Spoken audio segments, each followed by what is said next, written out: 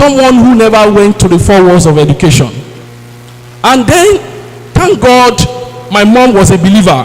She knew Christ, and she attended one of the churches in Nigeria today who preach holiness. And so what I learned in life, the early days of life, is that I do remember there was some time we'll be going to farm. It will be raining heavily. And then my mother will say, "Oh, sir, let's go to farm, let's go to farm." And there happens to be a woman and her family. They don't go to farm. So there was a day I asked my mom, I said, "Ma, why is it that we go to farm every day? And this woman and his family, they don't go to farm. We go to," because as a child, I love the kind of life they were living.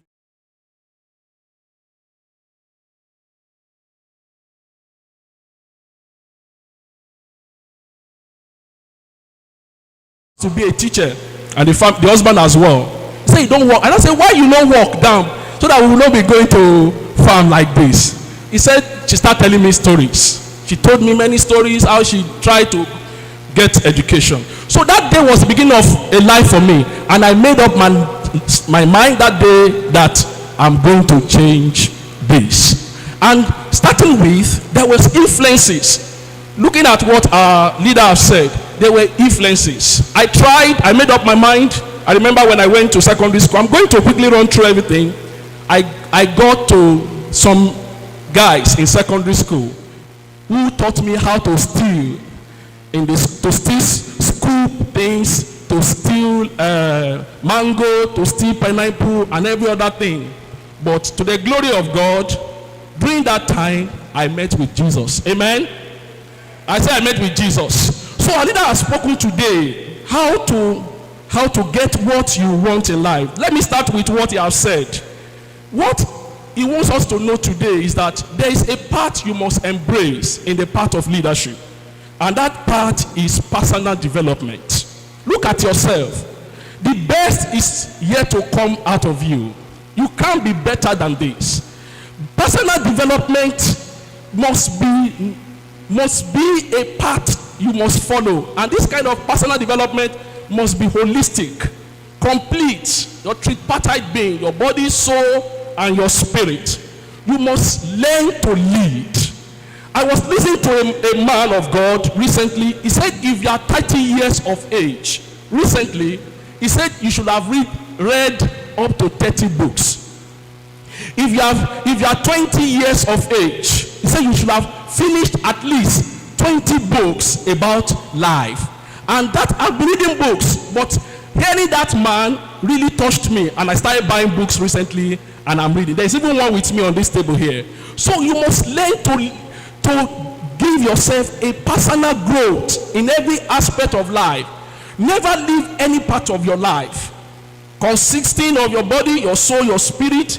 All these must be developed. And he said another thing to us. He says, do not show up with solution. I want to let you know today that when you don't show up with solution in life, poverty is not far from you. You will be poor. When you don't show up with solution in life, the part of mediocrity is just your friend. Show up with solution. Can I quickly say this with all humility? That when we started business, I discovered that in Benin City, the rate at which people buy substance is very expensive. And Benin people try to make things very expensive. There was a time I went to Lagos and I saw the amount they were buying Fanta. And I remember how much we do buy it in Benin. And I saw a large difference, a huge difference. And I said, I'm going to do something different in Benin to make things at the best price. And that constitutes our passion to what we started today as business. Please, as you have heard today, he who fails to give solution will not move on in life. There was a time I was listening to the richest man in the world today. And they were asking him a question. I'm sure you know the richest man in the world. They were asking him a question and said, Elon, you're a businessman. What are your ideas about business? And Elon answered, he said, I'm not a businessman. He said, He said, people think I'm a businessman. He said, I don't do business. He said, I'm an engineer. He said, I'm interested in providing solutions for life. Making life easy. Making life so easy that everything can go well with man. And I was telling one of our manager one day, and I said, do what is different. Today, everybody, we are living on earth. There are people that are too rich, that are tired of living on this earth. They are tired. They want to harness other space. And Elon said, I'm going to give you Mars. Let's go to Mars. And there was a day they were asking Elon, how are you going to make Mars inhabitable? And he said, we are going to put on nuclear blast. And then the man was saying, Elon, you are not normal. He told Elon, it's like you are not normal. He said, we are going to blast Mars. And then it will generate heat. So what are you to do today? Youngsters, my fellow friends, think outside the box. Well, we have heard about this. Although our leader said, don't think outside the box, don't do all those things. You have to do something. Can I tell you, when I started business, I started selling recharge card. And then in our old town, everybody selling recharge card was selling 110. I started selling 100 naira. And what I did was, my recharge card is written with biro. I use biro to write my recharge card. I don't have money to print it, because when I print it with money, it will reduce my profit. And it was written with biro. So people were saying I'm doing hacking. I hack. I said I don't hack. How can you hack something? How can you hack recharge card with your brain? Is it possible? Who has tried it before here? Load 16 digits and it will come out as recharge card. Is it possible? No. I started writing it with biro and I was selling it. I said, before you go, just load it. It will enter. It will enter. And if you use it, I know how to check if you are the one that use it. So what happened is that was how I started. I thought out of the box and I was providing solution to our people. I remember there was a day, a man came from a very far place and he said, I want to buy the recharge card. I knew where he was staying. I said, why do you come from so long a place to come and buy it? He said, that 10 naira that they are charging around, I don't have it. He said, I only have 100 naira. He said, that is why I came to your place. So give values. Values is what life entails. The clothes you are putting on today, you didn't buy it just for showmanship. You bought it because of the value you believe we give to you. And what is that value? It will cover your nakedness. It will make you look good. It will make you acceptable. It will give a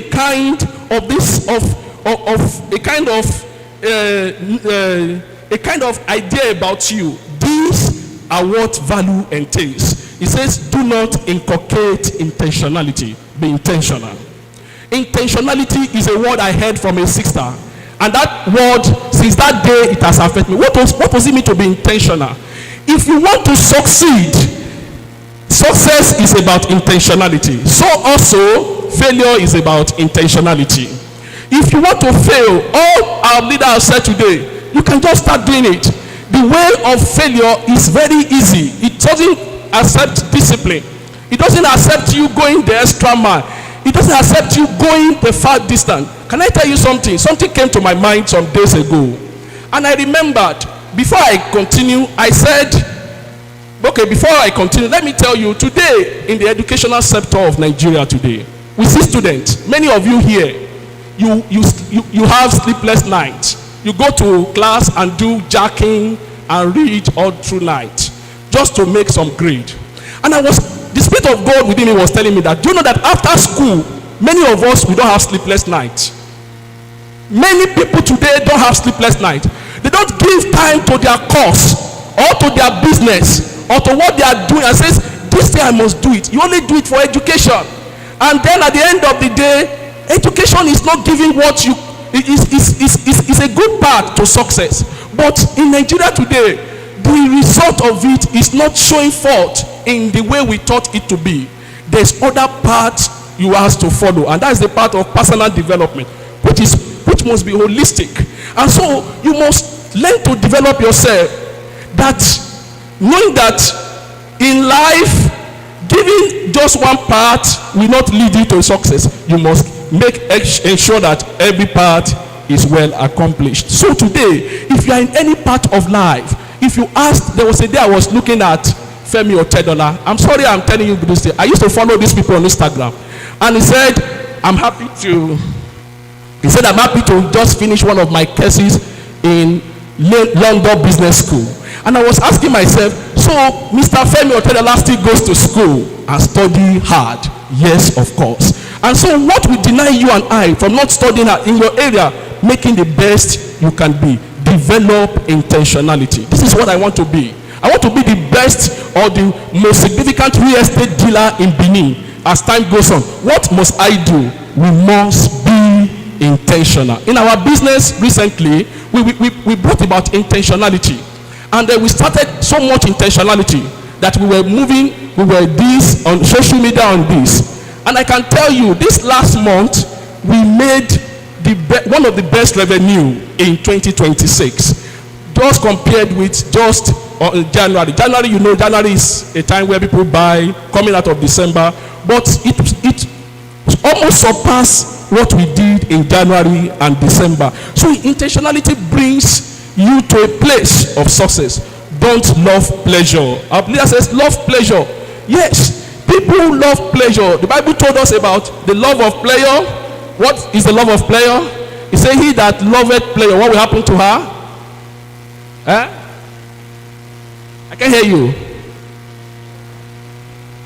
She's what? She's dead while she liveth.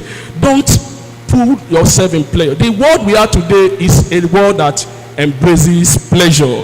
Pleasure at the risk of satisfaction. Any pleasure they lie. If I ask many of you today, you want to drive Benz at 25. Many youngsters today, they want to drive Benz at 30 years. When I was in Uniben, I don't see any student that has Benz that time or this thing. But today I heard that many students has cars all over the school. You put it there. I want to tell you that early in my life, when I had money to buy Lexus, I went for Corolla. I can tell you the truth. I bought Corolla. My brother was telling me, say, buy it now. I said they will put eye for my body if I buy Lexus. My billing will what? Will increase. And I bought Corolla. I was driving my Corolla, small. Even with that, they said I'm a Yahoo boy. Are you with me now? Yes. I remember one police one day. I said, oh God, I'll not be Yahoo boy. Why are you delaying me here? This one. That. He said, you're not even fresh like Yahoo boy. What do you they drive? Yahoo boy they drive Corolla. Are you with me now? So don't pleasure. I'm not saying that you will not get all these things, but delay gratification will help you to this thing. Say, do not submit to the constituted authorities over your life. Submit to authorities over your life. If a leader has all what he has said to you and I today, they are truth. What he has said to you, I learned a lot about what he said about a man peeing in a place. Some people, and they said, we need pee. Keep on peeing. Actually, it will work today. Do you know it will work? If you try it anywhere that people are peeing, try and put this thing there, it will definitely work. People will not do that. So the path to success is submit to authority. Submit. Let somebody has a rule over your life, and that is a place of mentor. Have somebody that mentors you.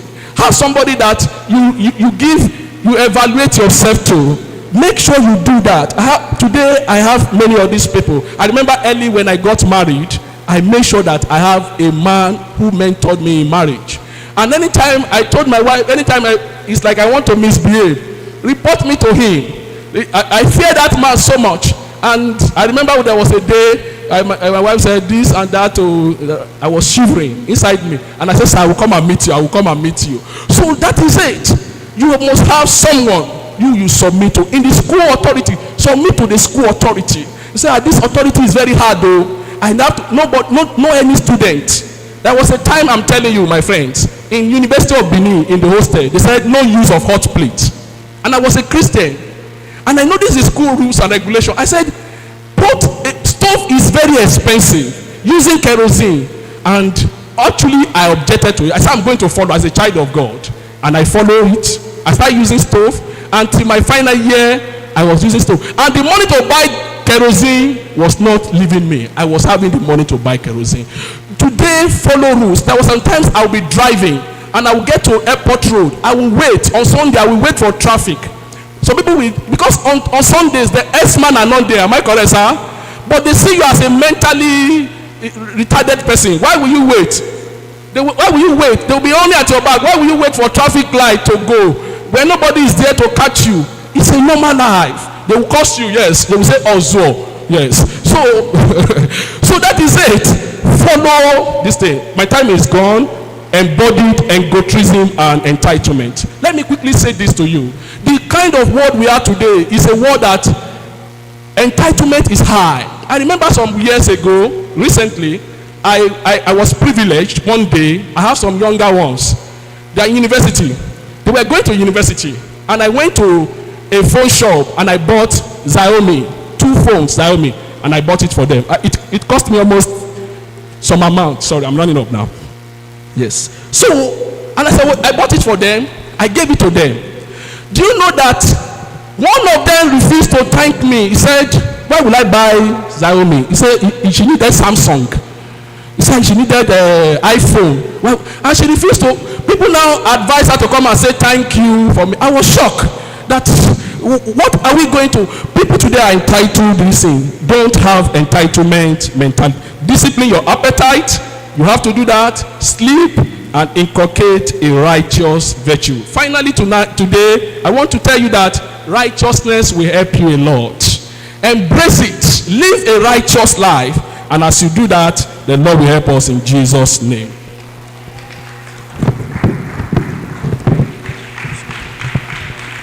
Can we give a big hand to our panelists? I believe that was an insightful and practical session. We heard we should show up with solution, and then you can choose to be intentional with your life if truly you want to make a difference. Either you are intentional positively towards growth or you are intentional negatively. So, leaders, today's leaders, the choice is yours. Choose what you are intentional about. Thank you so much, Mr. Hosea, for that insightful session. Can we put our hands together for him? And right about now, we'll be having one we honor greatly, and he is a barrister, in the person of Barrister Samuel Tobechukwu Okani. Barrister Samuel Tobechukwu Okani is a legal practitioner, public interest advocate, and emerging political leader whose journey reflects resilience, determination, and purpose. Rising above significant early life challenges, he pursued education with a unwavering commitment and graduated from the University of Benin with a degree in linguistics and African languages. You can do better. You can actually clap better. While at the university, he served as the Executive Secretary General of the Students' Union, demonstrating a strong passion for leadership, advocacy, and service. Today, he is widely recognized for championing justice, equity, and the rights of individuals and communities through his legal practice. Driven by a vision for societal transformation, Barrister Okani is committed to empowering people, strengthening democratic values, and inspiring the next generation to lead with courage and purpose. Ladies and gentlemen, I would love you to put your hands together as we receive our second speaker, Barrister Samuel Okani. Thank you. You're welcome, sir.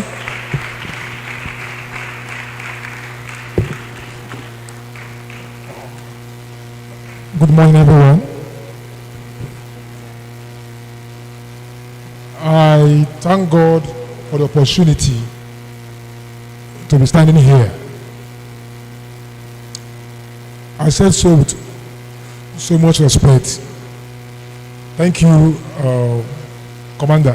Thank you so much for finding the opportunity and the privilege, giving me the privilege to stand here today. I want to thank everyone here today who is sitting to listen to me.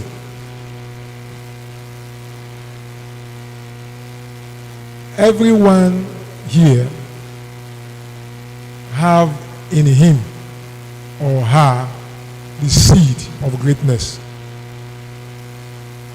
Everyone. When God made us, He made us with a seed of greatness. But the only challenge we have is that we may have not recognized it. It's there. And two, haven't searched and are not able to discover it. So many of us think that because we have not discovered it, it's not there. That's not true. But some of us haven't searched, when circumstances of life keep you down, and you have tried to search to recognize it, to get it out, and you didn't see it, it's there, but you couldn't find it, you do what? You develop it. When those things that God has placed in you, you are able to get it. You have looked inward, you are going to find it. It's there. It's there. The seed of greatness in everyone. But if you're not able to find it as it stands today, what do? Some other person give up. But some of us have gone to develop it. That's what nature and nurture. Over time. I'm not here to actually do like talk so much, but the topic they gave me is dealing on emotional mastery. Emotional mastery as it relates to leadership. But I want to say, like my friend and my brother, my senior colleague, I titled my topic today, Real Leadership Starts from Within. Inside of you is where real leadership starts from. Like my brother who just spoke just now, we share some things in common. I was 13 years old when my parent died. I was in JS2, 14 years old. And I remember that day, the day my mother died. I remember that day my mother died. I came back from school, JS2, and they say my mother is in the hospital. Normally she goes to take care, rest before she delivers. And I went to the hospital from the house immediately to see her. And I was looking at her. I knew she would die. She was just sleeping and smiling. Because she's a believer. And after that day, I became an adult. After that day,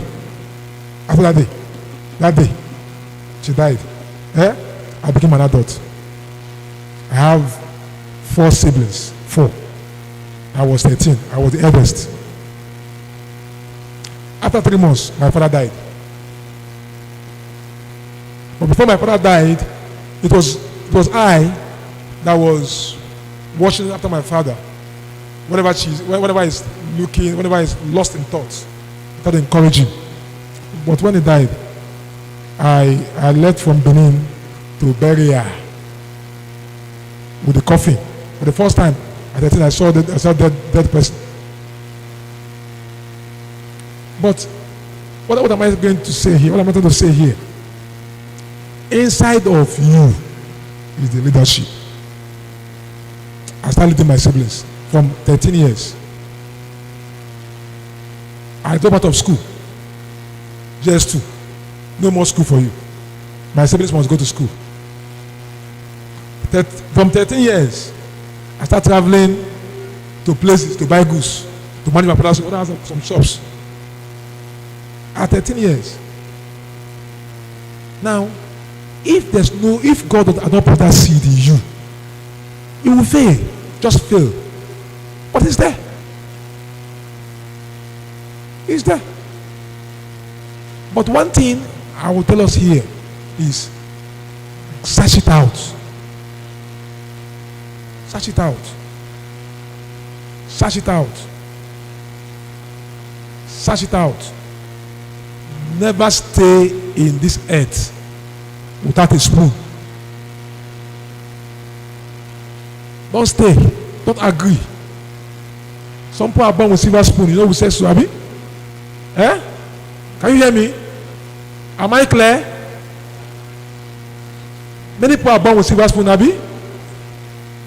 That means spoon, silver or golden spoon is part of existence. Yes. So if you are born without a spoon, get a spoon. Get a spoon. I told myself, I said, as a young person, I knew that everybody is looking out for their family. So why this meeting, I may not be able to go through my slide, is that I'm not here to tell you about what I have prepared for. It's an opportunity for me. I was able to say, okay, I'm 13 years old, my siblings are younger than I am. This young man, they know. And I was hustling to make sure they go to school, pay rent, do this one. And my business failed at 16. Business failed. So I was doing everything to make sure. When my father said something before he died, he said, stay together. That's what my pastor always said to me. It's better you are united than you are right. Unity is better than what? Being right or wrong. When you are united, you can go far. But when you think you are right, other persons are wrong, you are so disunited, you can't go far. Because you start complaining. So, my life story has helped me to know that everybody, if I can get to where I've gotten to, we all can do much more. The business failed. Some people who are overseeing me, they only oversee me by overseeing me. They call me to order, just call me, ask questions. But they don't actually oversee me to see that I succeed. I was asked to either go to do small or go back to school. I said, I want to go back to school. But there was nobody to sponsor me actually. So I went back to school. And I told myself one truth. I will tell you, I cannot stay behind my mates. Where my mates are is where I will be. My mates are in SS1. When I came back, I refused to go to JSS2, JSS3. I started SS1 third term. That's where I started from. I was doing SS1 and doing JSS exam together. JSS exam and SS1. I passed JSS exam and I continue SS1. Because of the peculiar situation I find myself. I cannot fail. I cannot be behind my mate. That's the truth. So it takes me much, take something from me. It takes me, I don't have time to play. I don't have any time for anything. I must succeed. And there was nobody there for me. Nobody. So I must succeed. So when I finished secondary school, I think I was telling the commander one time that I joined people who built this new library extension. I did Lemuke library extension. And I'm a person that all my life I don't know how to job. My parents that have to. I did Lemuke, this library extension. By that time when we were building, the people will be dodging. My girlfriend is coming. But you know, the money was not coming. No, I hawk book. I want to meet a friend. I said, "Sir, please help me." He gave me a wheelbarrow. He put books. No, I'll wear cap and cover my face. I hawk book. After the end of the day, I go there. We check. I take my gain. He takes his own. That was not working. I did wedding how to do wedding. When I told myself I want to be a lawyer. My eyes are very important. That's why I stopped that one. My eyes will be. So I want to be a lawyer. That has been in my mind.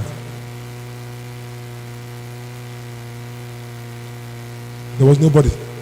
I got admission to study linguistics. I remember the day I got admission to study linguistics, I was shouting. I was crying. I want to be a lawyer.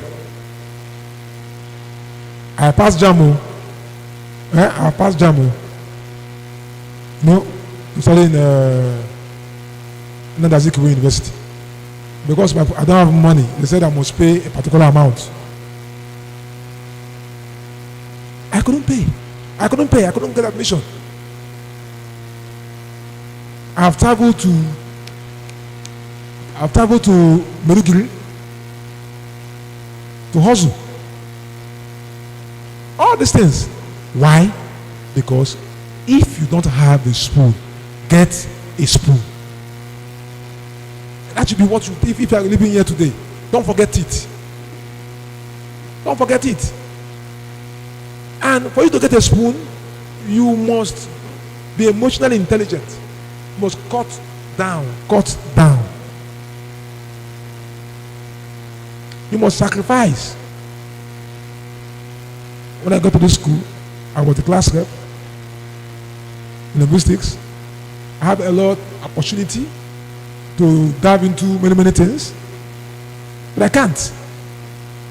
It's not as if I won't, I don't want to. I want to, but I can't. Because what is before me is not what I can stroll. When the lion is pursuing you, nobody will teach you how to run. But if a mini pig is pursuing you, you can be strolling, you know. So today, what is before you? Want to be a leader? What are you doing? What price are you paying? What price are you paying? What price are you paying? Secretary General, they call me Secretary General today. But people have come and serve and gone. But if I still go to this, as if I'm.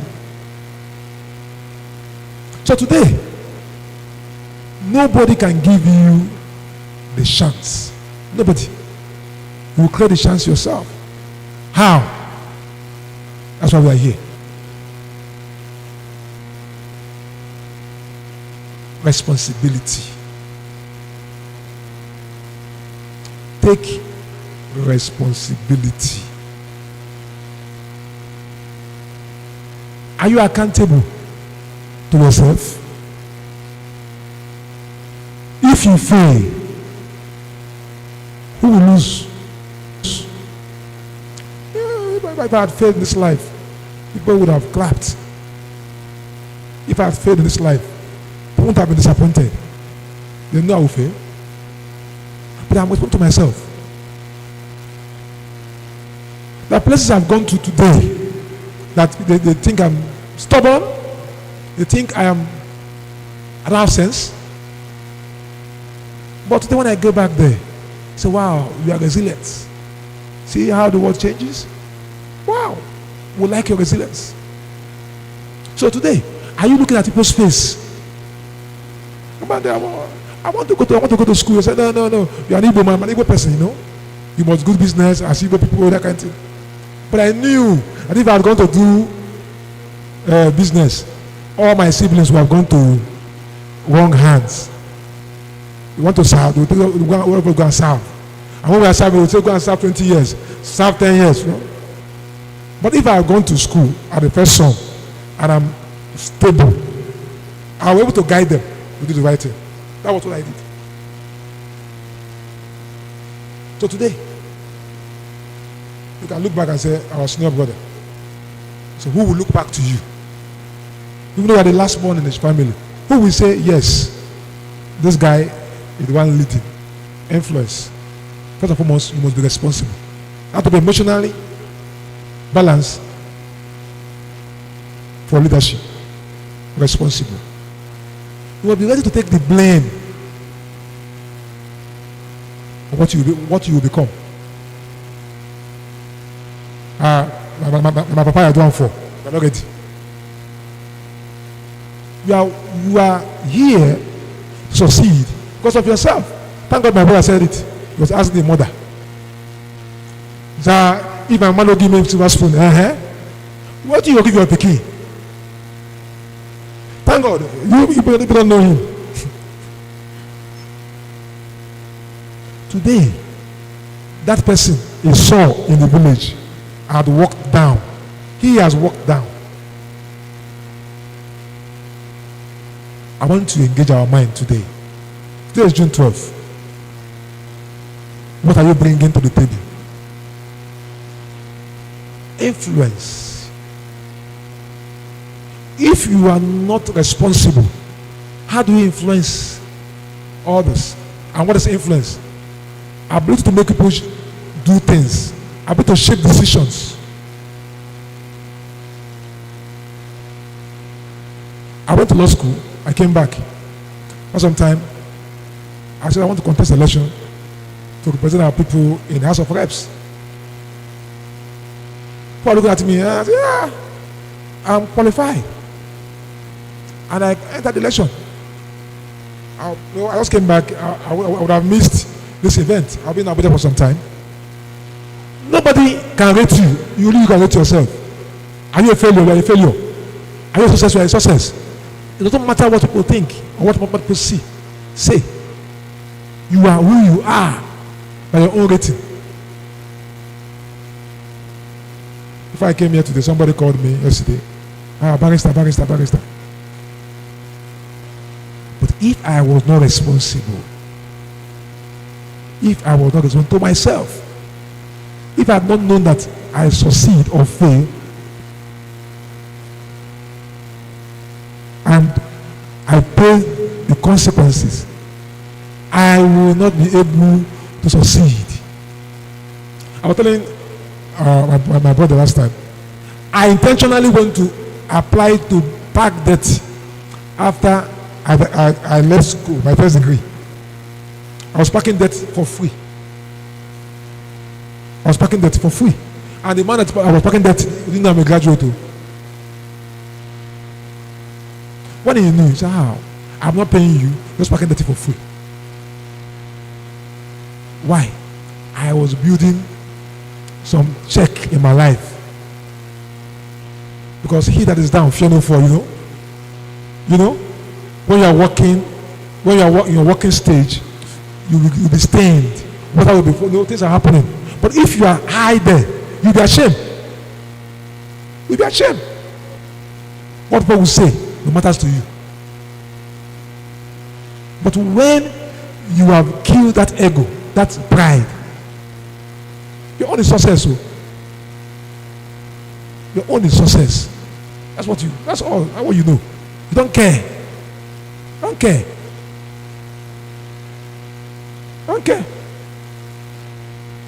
I left school. I had a lot of honor. My friends, I saw one of my friends yesterday. When he saw me, he was shouting. I didn't sneak in. I'm making part. I was telling him, I said, if you go to student union letterhead, you will see, if not see, discard. It is my creativity. It's my creativity that I organize William Obong Memorial Lecture.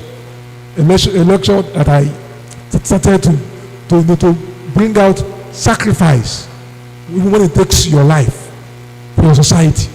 Although what we have left could not continue with it. I don't know if they continue with it or not. But if you live this life, what will be your report card?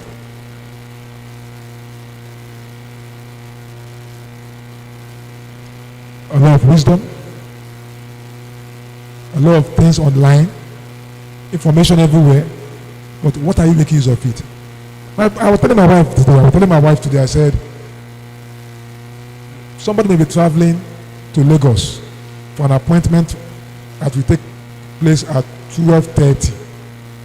If you take off by 7, driving keke, and you are happy that you have taken off, the person you left behind is there. If the person take flight at 10 o'clock, he will still get there before you. The issue is, what are you doing now? Not before, now. They have told you about pleasure. Take responsibility for your life. Take responsibility. That's emotional intelligence. Take responsibility. Say study. If you live your life in a particular way and you become pregnant before your time and you drop out of school, who will lose? You lose. Yes, you bring shame to your family, but you lose. You start taking Igbo and go mad. Yes, shame to your family, but who lose? You lose. You. Not the family, you. You are the first owner. You are the first person that benefits from your success. From that boy that dropped out of school Today, my whole constituency are telling me, young man, you are the kind of person that will lead our society, that will lead our people. Please, please, please. I want to stop here. Please, please, please. For you to be a changer, a world changer, for you to be a leader that has the world as his constituency to influence, something must start from you. And I'll tell you for free, as because you came here today, as well as came here today, it shows that you are working towards the direction of success. The next time you will hear me speak, I will be bigger than this. The next time you will hear me speak, I will be very bigger than this. Very bigger. Mark my words. Because, as my brother said, we are intentional about it. You know, when you were speaking just now, there's a vision that has been in my mind that looks impossible. The thing just triggered. And if I leave here, I'll kick it off. Succeed or fail is in your hands. What do you make out of it? What the people, you say leadership. It's not title. It's not title. Okay, let me give you an example. I'm contesting an election with 6 persons. All of them are afraid to talk to each other. I call them, I speak to them. They are afraid to me, but they are afraid among themselves. That means I influence what they do. Whether I win or lose in the primaries, I have made an impression on them. Why? Because of how I have prepared myself as a young person, as I've grown up. Today, I'll tell you for free that you can be whatever you want to be. You can be anything you want to be. I did linguistics. I want to be a lawyer. I once had a dream. When I was in the dream, I was trying to help somebody. One woman was about to be killed. I rushed out and said, "No, you cannot kill her." They left the woman and started coming to kill me. And I was shouting in that dream, "Don't kill my dream! Don't kill my dream!" I was not after killing me. You want to kill me? But I was shouting, "Don't kill my dream!" If I woke up, you took me. This happened 2003. 2010, I got a degree in linguistics. 2016, after I've married and given birth to my children, I came back to school to study law, and I graduated to be a lawyer. I'm a lawyer.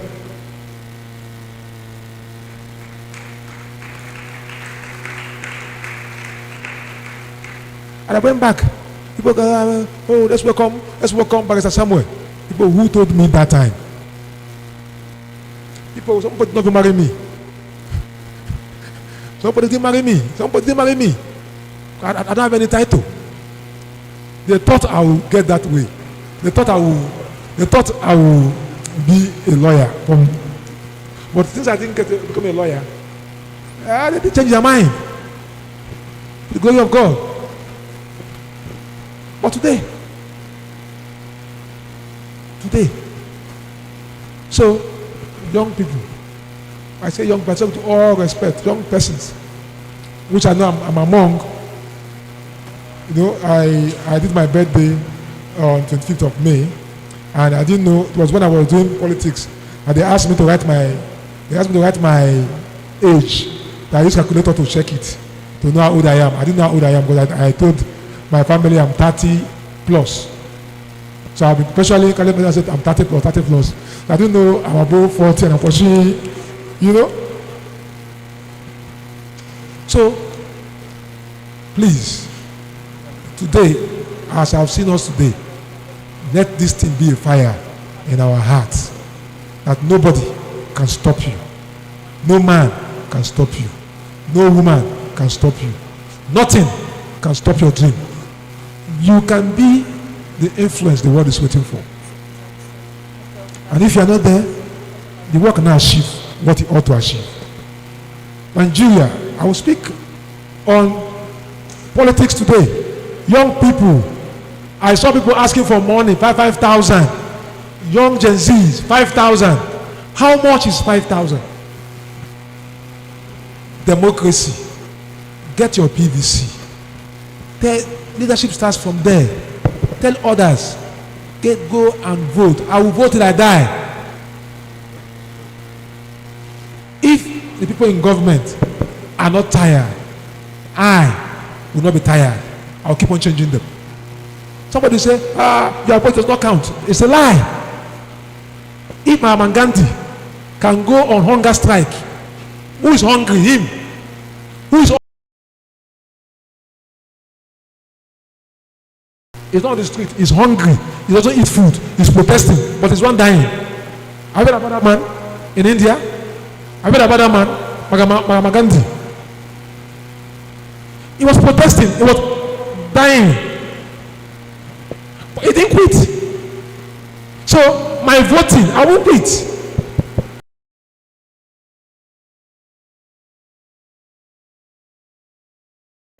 Tell your friends, let's go and vote. Vote your conscience.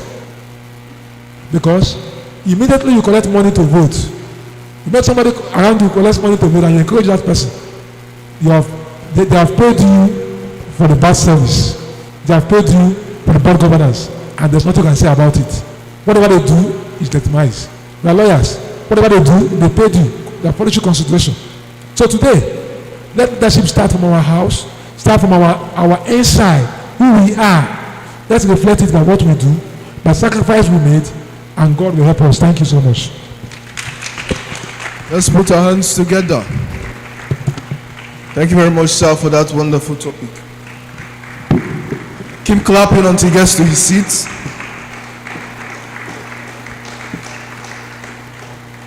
All right, we have heard from our speaker. He has given us a very insightful topic. He has taught us a lot of things. I believe you took notes. He has taught you build resilience. And leadership is not just by title. In fact, I normally have something I normally say, theory I can call it. There is nobody that is born to be a leader. In fact, nobody is born to be a leader. Every one of us has the potential to be a leader. But the question or the difference between us is your intentionality to build that potential.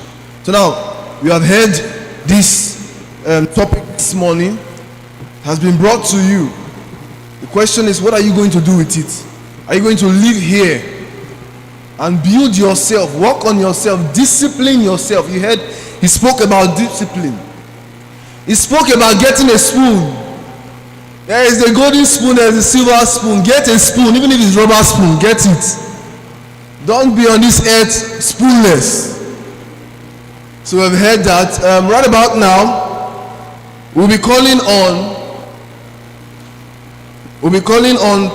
the founder of the CVO Initiative, the convener of the TLC 2026, none other than Commander Victor Omode. You can do better than that. Good morning, everyone. It's good to be here. All protocol duly observed. I want to especially appreciate all our guests, our speakers. I want to quickly say to my boss, the person of EC Abednego Esquire. Thank you very much for coming. Really appreciate you. I apologize for not being here in your section. And also to Barrister Samuel Kani. Thank you very much, sir. We are not putting those hands together. Also, I want to appreciate the person of Mr. Paul, the CEO of BitLex. Thank you very much, sir. We really appreciate you for coming. And Mr. Osia, I think he just stepped out. And every other person, Mr. Vilobot, the CEO of Chipsub, everyone, Mr. Mark, who is joining us live. He ought to be here, but is currently onshore. He was to come offshore as 10th of June, but something came up onshore. He could not make it here. And for every one of you leaders, can you put your hands together for yourself? You can do that better. Quickly, I have to come up. I will be presenting an award to the first speaker of this conference, no other person than my very own, the person E.C. Abednego, in recognition for his excellence in leadership and for honoring our invitation to TLC 2026. I must say this, he is the principal partner of Midless law firm, and for 2025 we lost no case. We did not lose any case in 2025. You are not putting your hands. And while I came in, I saw the Midless official car. Midless became 3 years on the 1st of May, and in 3 years it has been massive. In 3 years it has been wonderful, and we had a very wonderful case this year with the government of Delta State, arbitration and reconciliation, where we made a deal of billions. All right, can you put your hands together? Thank you very much, sir. We appreciate you for coming. Thank you very much, sir. Thank you, sir. Let me accept this with the whole of my heart. I sincerely apologize to you. You know why I have to dash out now. I'm going to receive.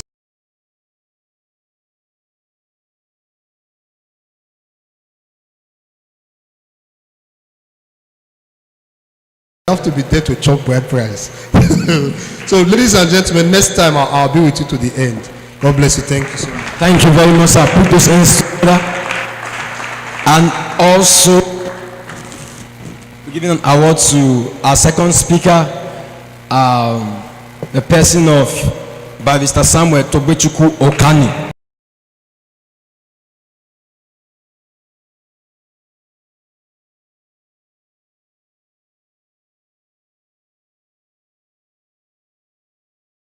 And everything, and from what you have told me, I was telling my friend, I said, don't worry, I'm still going to start a political party, because it's almost all corrupt. Before the election, they pick their candidates, and if you think, in as much as go and get your PVC, we must vote, but we need to create a system where the right people are given opportunity to contest. Because you can't give me Satan and devil and tell me to choose. I choose Satan because devil look more wicked. The name look more wicked. But they are the same thing. So we are still on the results, and soon we'll be addressing him as honorable. And we say thank you, sir, for coming for this wonderful conference. Thank you very much, sir. Thank you, sir. Thank you, sir. Thank you, sir. Please, I want to correct something. Politics is like a football in a pitch. You don't play it inside a house. It's politics. You understand? So there's no devil, but what is there is that as it stands today, we believe that for we to be able to give birth to a child, you must go to the pain of pushing. So even though that we are not perfect in MDC, but as it stands today, we have more opportunity of getting people on board who will do the right thing than other platforms. So when we get in there, we now flush out those people who are clogged on the way of progress. Thank you. Thank you very much. Thank you very much. Can you put your hands together? You are not clapping. You know, we spoke, and he shared some of his story with me. I've met most of his siblings, and trying to lead from the age of 13. The siblings, every one of them, to ensure that every one of them gets to the peak they ought to get to. We appreciate you for that. Can you put your hands together one more time? I don't like. Can you do that better?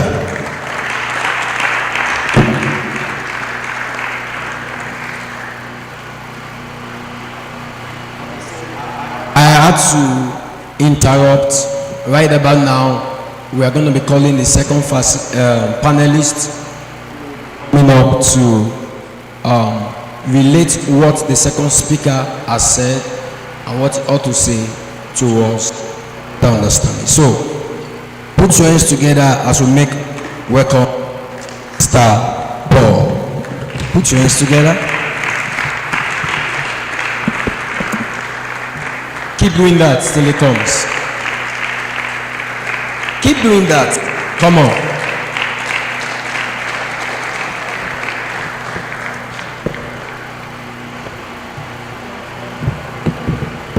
Thank you so much for this opportunity.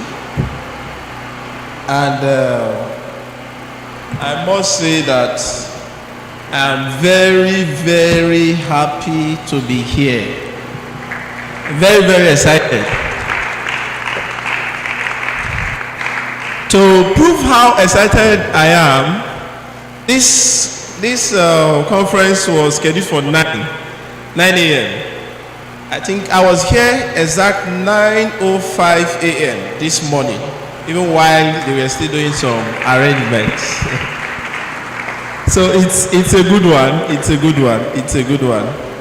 Now, when I see the gathering of young persons, it takes courage for you to decide that I want to change.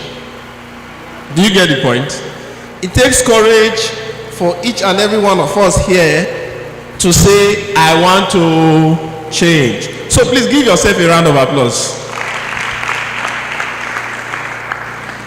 Now, in a minute, I want all of us to stand up. Please, let's be upstanding. Let's be upstanding. So, just move around you, meet with 3 persons. Just tell the person, congratulations for being here. 3 persons. Just meet with 3 persons. Just tell the person, congratulations for being here. If you are not moving, you are wrong, oh.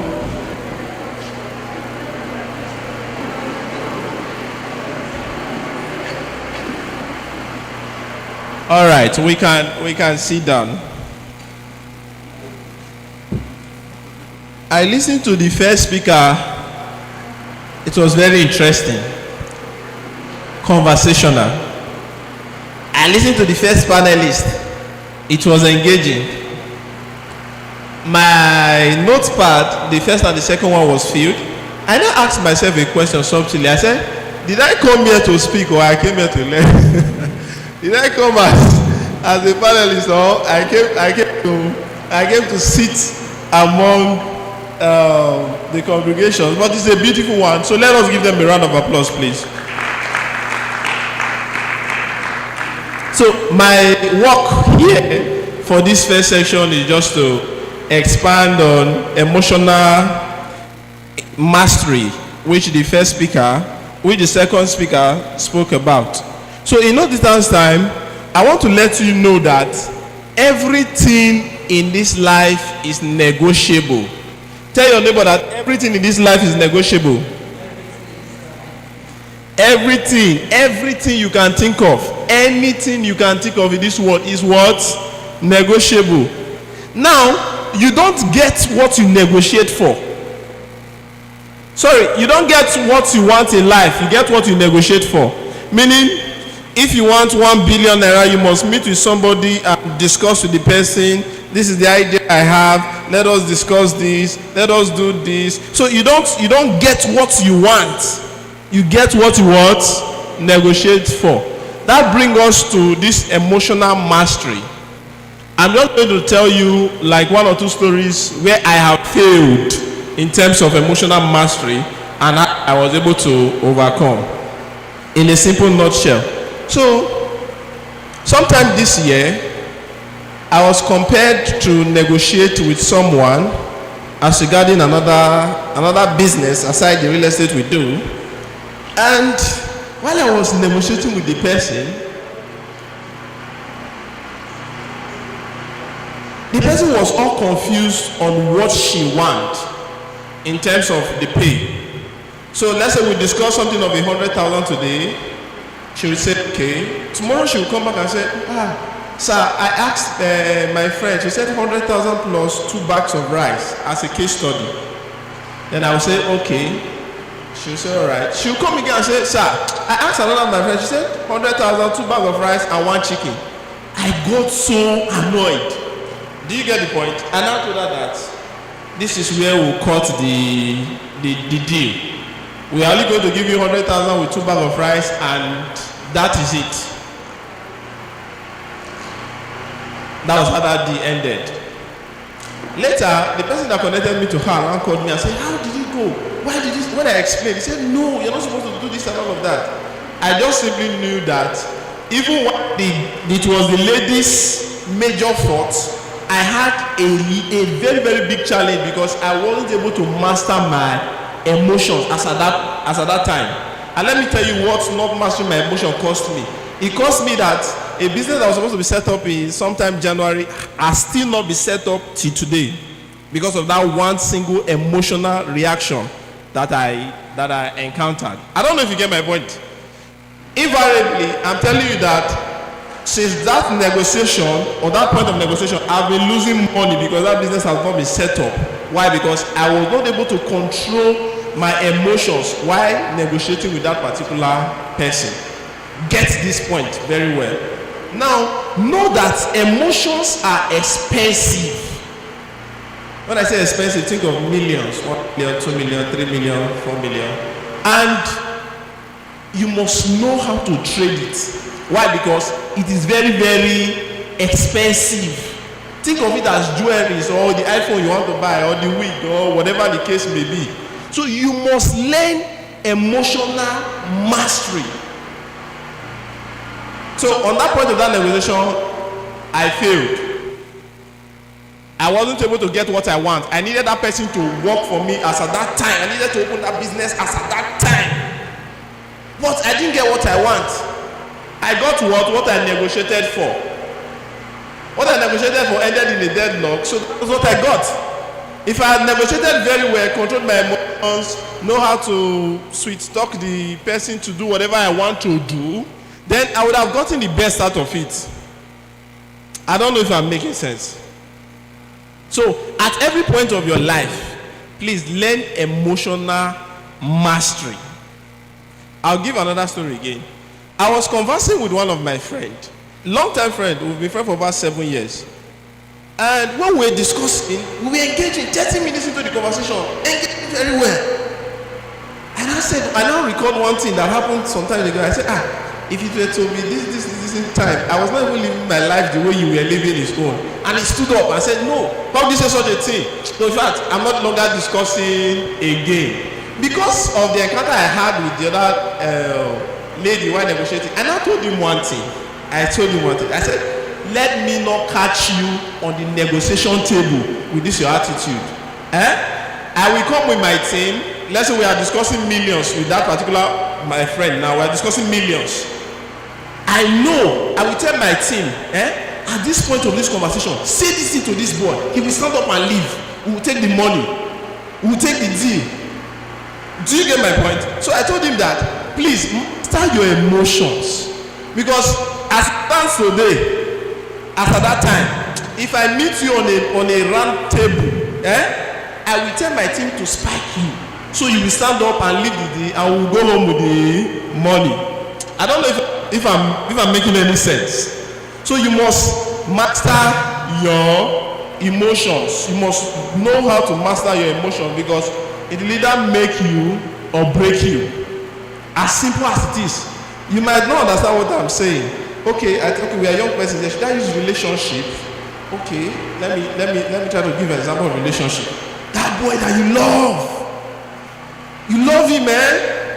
That you used to text him with your mom's phone. Now when you text him, you say, please don't text back. You get the point and all of that.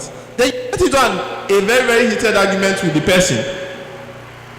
And instead of you to control your emotions, the person did something very, very bad to you that day. You are so pissed off. Why would you do such a thing? Why would you do such a thing? And all of that, you said everything you want to say out of anger. I remember this person, you love this person so much. Like, you love this person so much. And the person has angered you, you've poured all your anger. And before you know, you say, in fact, let's break up. Let's break up. You are saying anger. And the person will say, okay. Let's say the person have low self-esteem. The person will say, okay, there's no challenge. I think we can part our ways. Then tomorrow morning, you will not be the one to call him and say, how are you doing? I said, sorry, I thought we broke up last night. I said, I'm very angry. You say, no, sorry. Me, I cannot, I don't have that feeling to go back to you. I don't think we can work things out. Before you know, you start crying. 35 years, you are still looking for ban. Why? Because you could not control your emotions. So I wouldn't want to take much of our time. If you did not get anything I said on this particular session, get that I said that emotions are very, very expensive. You should know how to trade it. It will either make you or break you. Thank you so much.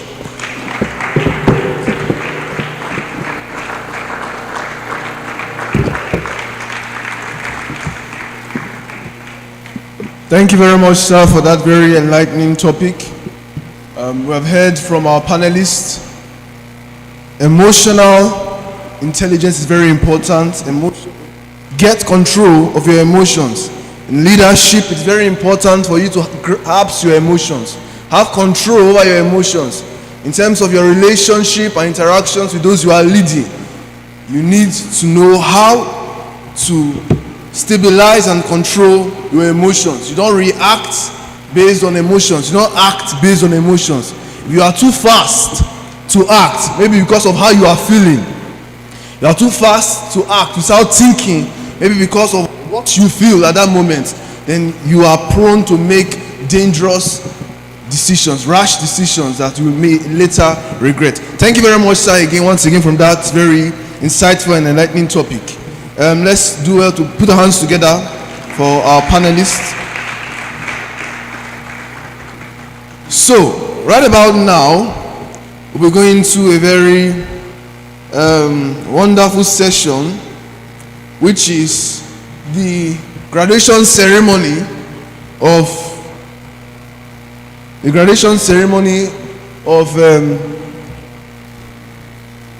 sorry, 1 minute. All right, the graduation ceremony of the students of the CVO mentorship class. Let's put our hands together. It's not an easy thing. It's not an easy thing. After going through some period of time of mentorship from the convener of CVO, which is none other than Commander Victor himself, we have some graduates seated here that will be graduating today from this class. Let's put our hands together to welcome them on board. You can do that better. Good afternoon, everyone. I'm glad to be back. I'm Commander Victor Omowode. I really appreciate our second panelist for that wonderful section. I wrote on my notes, emotion is expensive. Spend wisely. You have to be careful how you spend. And I wrote again, it is emotion. Either empowers your motion in destiny and relationship, or it endangers your motion. Thank you very much, sir, for that. Thank you. Put your hands together. Before we graduate the students, I would like you to know that CVO Initiative is an association, and we've done due diligence to register with the student affairs. Put your hands together. And since it's an association where we train, we mentor leaders, we compulsorily, as it ought to be, have some certain executive positions, people who carry out the activities of the association. And we did our election That was last month, on 30th of May 2026, and we came out with our results. And this afternoon, we'll be inaugurating the first executive of the CVO Initiative. Can you put your hands together? A friend said to me, he said, Commander Victor, why do you have limited slots in your executive? Why don't you just get people and just fill it up? I said, that's the problem of Nigeria. We would have left the seat vacant until the person who could do it comes.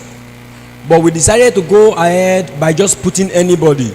And anybody has taken us to where we don't know now. I said, don't worry, we brought out the list for our members because we have registered members. And we said, we have an election, these are the position, you have to register. Some person came to me and said, this thing look as if we are applying for visa. Because even me, this our election director is in OAU doing his masters, and Mr. Wilbert is deputy election director. And they said this form look as if you are applying for visa. You need 2 people to be able to tell us that your character is worthy enough to go for honorary director of welfare. I said, leave welfare, we will take care of ourselves. He says, how do we get 2 people? And the person will sign and will drop his passport. So this thing is hard. I not answer the person. I said, anything you want to do in an organization, you must start it from the foundation.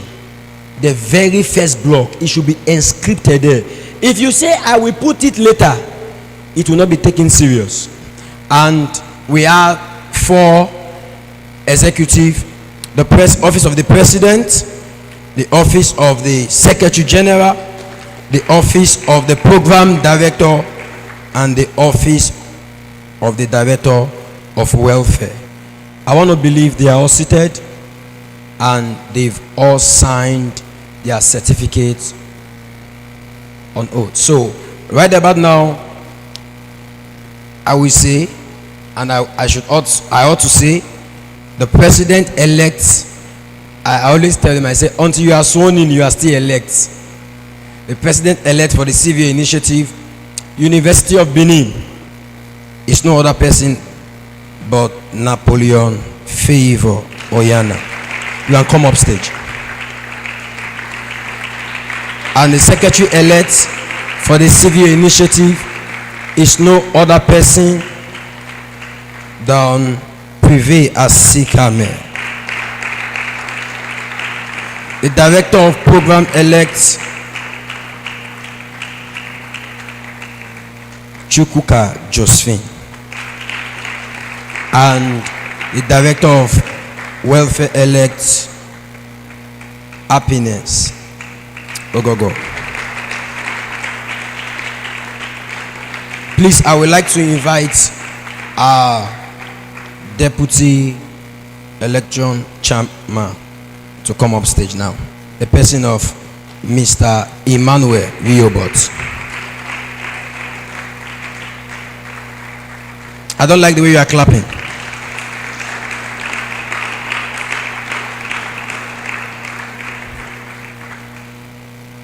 As he takes them on their oath of office.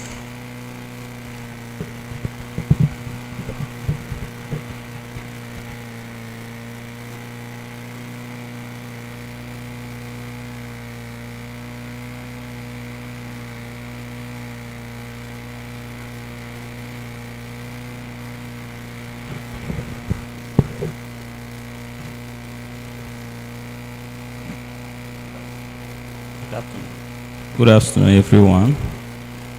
I wanted to say praise the Lord, so he has to remind me. I welcome everyone here this afternoon. And I believe you are learning already. By God's grace, without delaying, we are going through the presentation right now for the elected executives. Good afternoon. See, if I say praise the Lord, just say amen. Because I'm struggling with that. Are you getting me? So if I say praise the Lord, just say amen. So where is the president-elect? Okay, you are there. Just remain there. So you listen to what I'm going to read now. So you say after me. If I say I, then you mention your name. Then I'll read the next thing for you. Are you with me now? To the president-elect, since you are not sworn in yet. So you, this oath of office, CVO Initiative, elected executives. So you repeat after me now. I,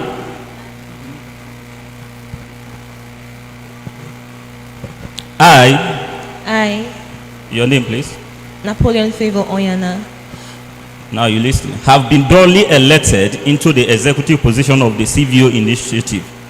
having been duly elected into the executive position of the CVO Initiative, Do hereby solemnly affirm do hereby solemnly or affirm that I will faithfully and diligently serve in this capacity to the best of my ability, that I will faithfully and diligently serve in this capacity to the best of my ability, in honesty, in honesty, integrity, integrity, and sincerity of purpose. and sincerity of purpose, That I will uphold the vision, mission, and value of CVO Initiative, that I will uphold the vision, mission, and values of the CVO Initiative, and I will work to promote its growth, unity, and positive impact.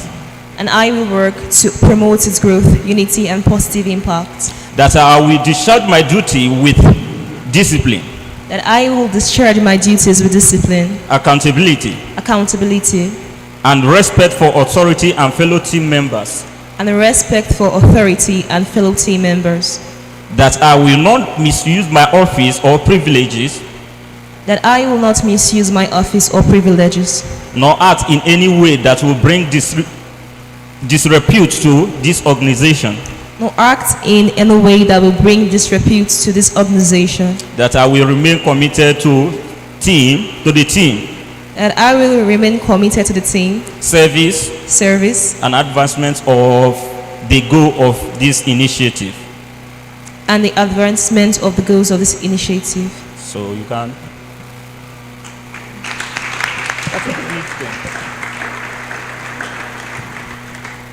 So you can come now so that you.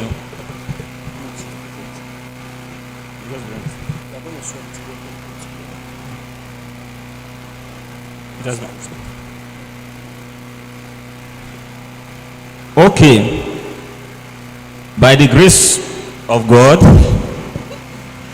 and by the mercies of God, I'm here this afternoon to announce that Napoleon Favor is now the president of CVO Initiative. You can do better. Sorry.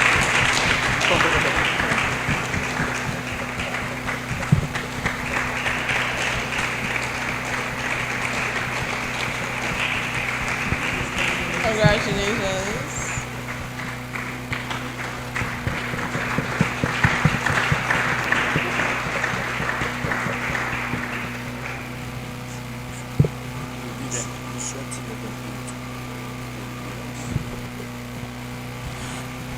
For the sake of our time, I'm going to take 3 of them together. So you just confront a bit. So you may hear them, you may not hear them. So if you don't hear them, don't bother. So you repeat after me now. I, your name, have been duly elected into the executive position of the CVO Initiative.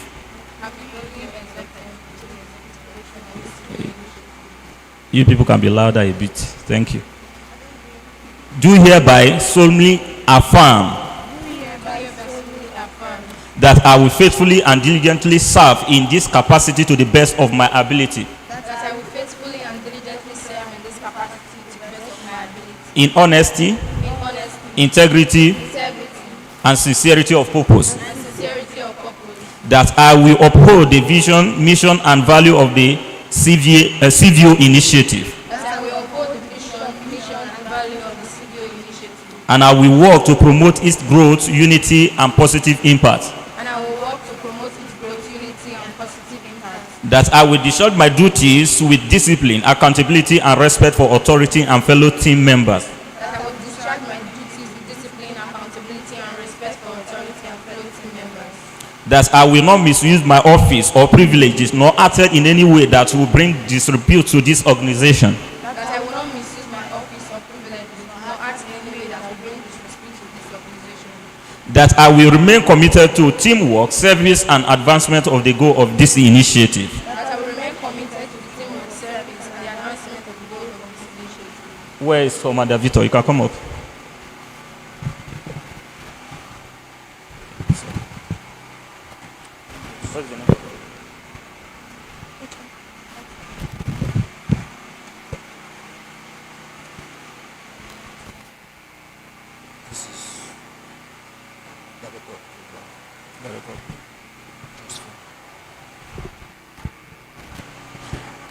Okay, so the next on the list now is Shukuka Josephine Shiamaka, is now elected as the Director of Programs.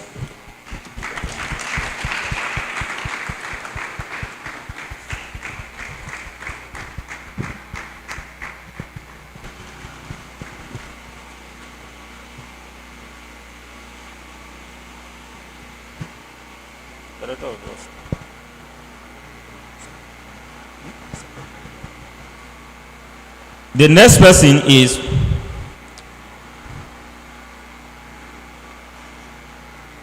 Asakeme Prive. Hope I corrected it. Okay, so he's now been elected as Secretary General.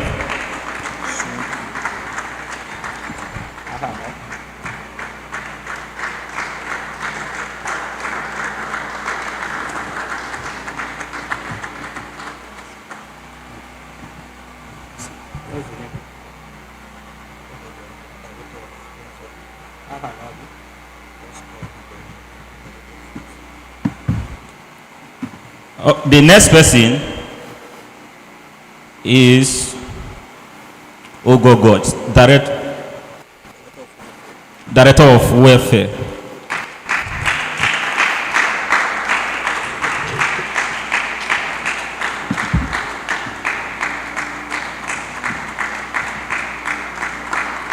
So they are now officially elected as the CVO Initiative Executives. Put your hands together for them. Thank you very much. Thank you. Can you put those hands together? I want to say congratulations to every one of you. You can go and have your seat.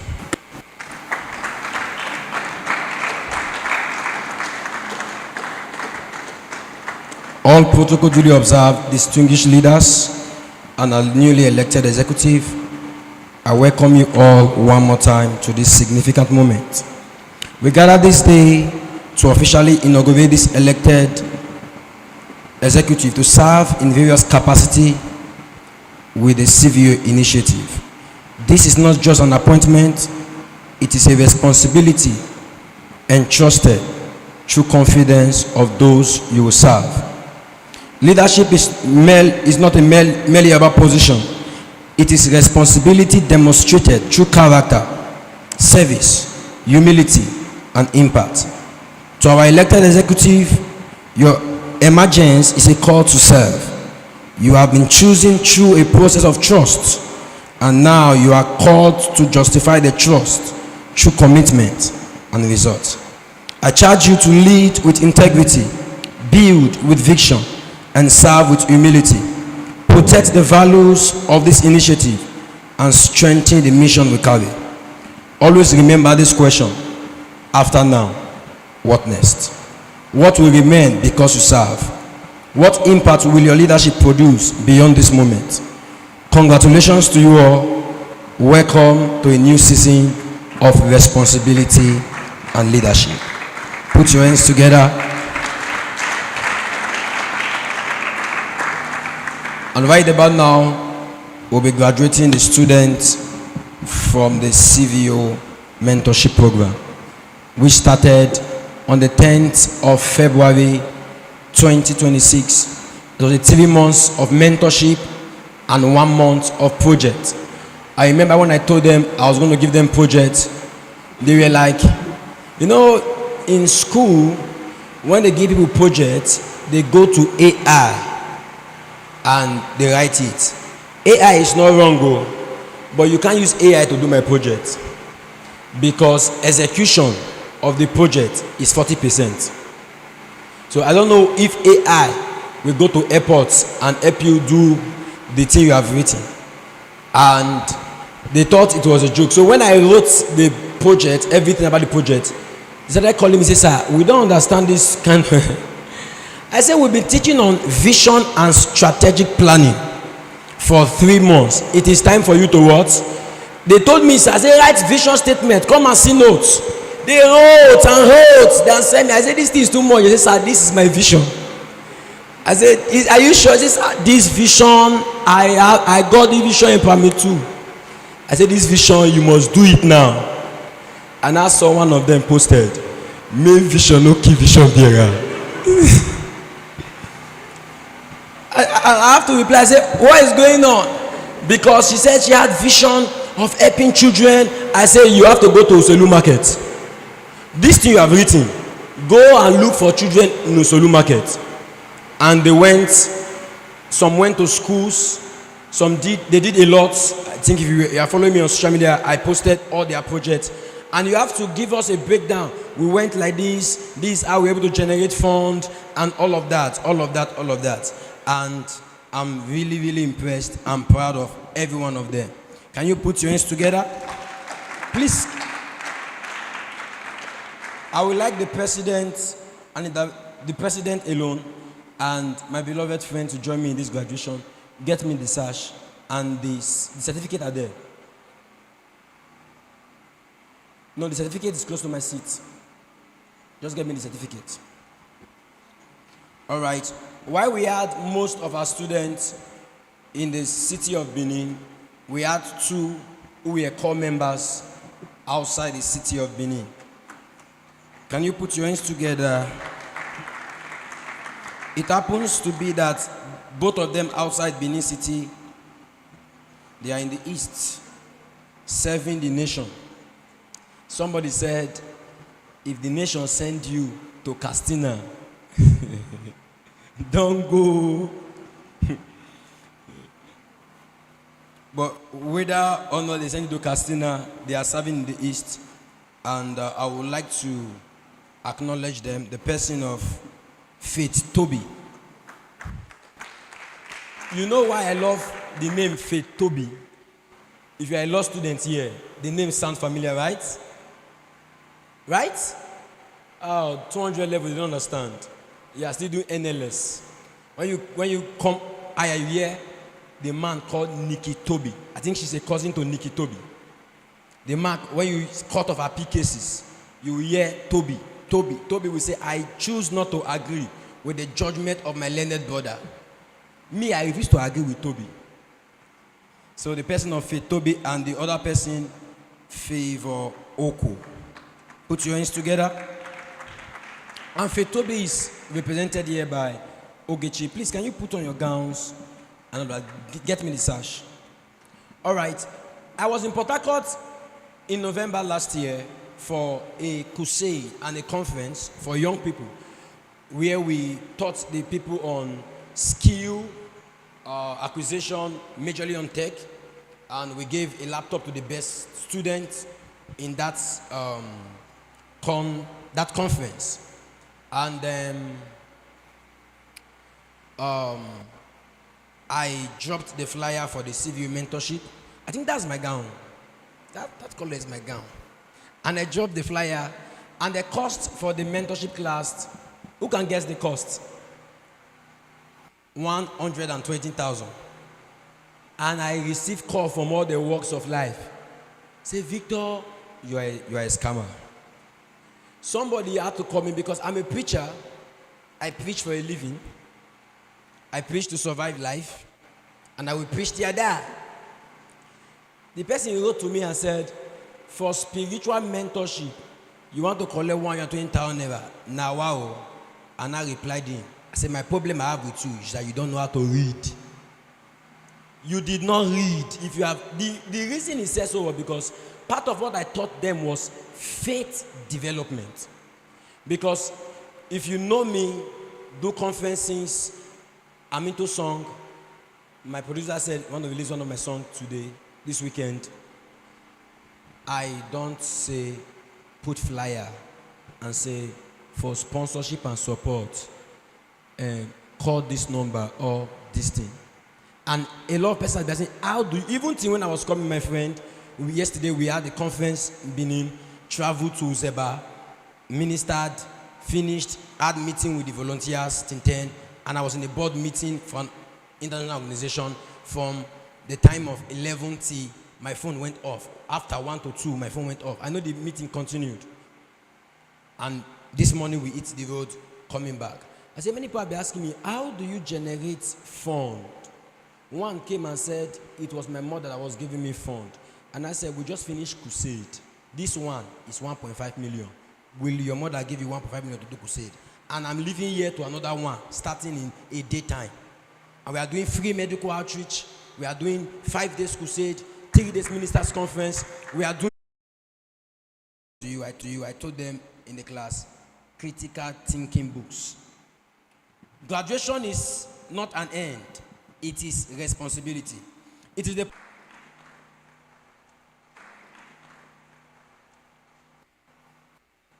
I think our second tutor is currently doing his IT in Ocean. So he's being represented by the can you give me that? Bring the two. Give her that. Give me this.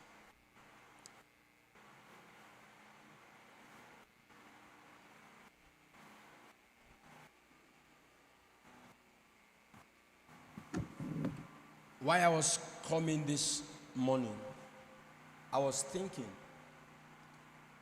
and I was thinking about dutifulness.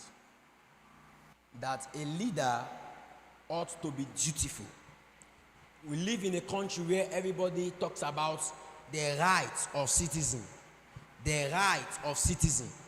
My right, daddy pay my school fees is my right. Why did you born me? And my mentor, who has gone to be with the Lord, the person of Pastor Monday Omokavo, told me something about 2 years ago. He said to me, he said, Commander, if Esther could become a queen without father and mother, if you don't become anything in life, you have wasted your father and your mother. No formal education.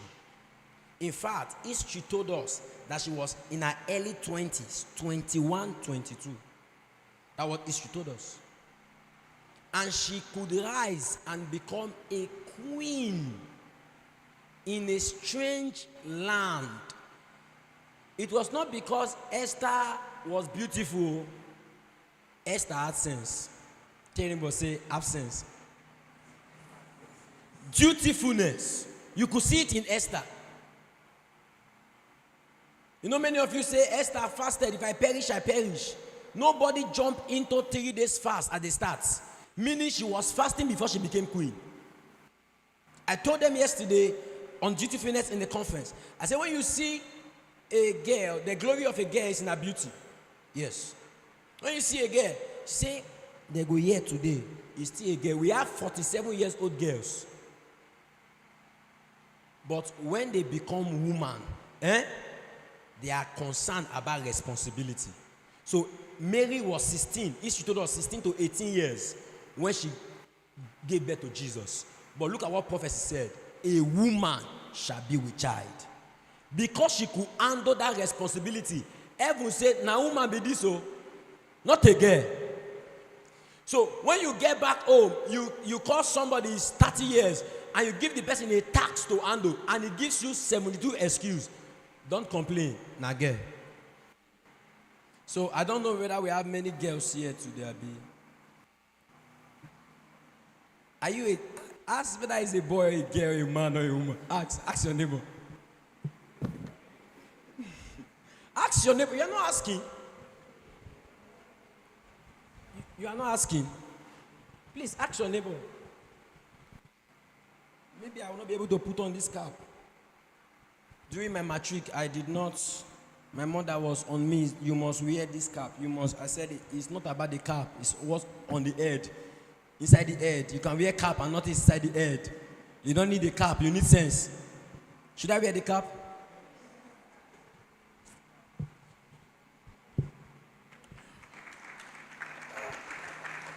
And I remember when Apostle Edu wore the cap.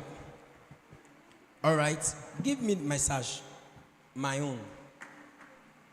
You know, somebody said to me, he said, Victor, why all this process? You are just starting up. You are doing a formal graduation. You are getting a sash. What are you doing? I said, are you a Christian? Have you read your Bible? Have you heard of Solomon? He said, yes. Have you heard of Joash? That it was 7 years when it began to rain. And you are 17, you don't still know who you are. And you are 25. And all you have is a degree. You don't know what you are doing. At 7 years, the guy was reigning. And the Bible makes us to understand. He said he reigned not from his stool. He reigned on the throne of his father David. In the 4th year of his reign, all the high places were removed. The disorganization that Rehoboam did, he organized it. A teenager. You can't keep to your timetable. May God help you. All right? And also, I would like to say this. We graded all the students at every point.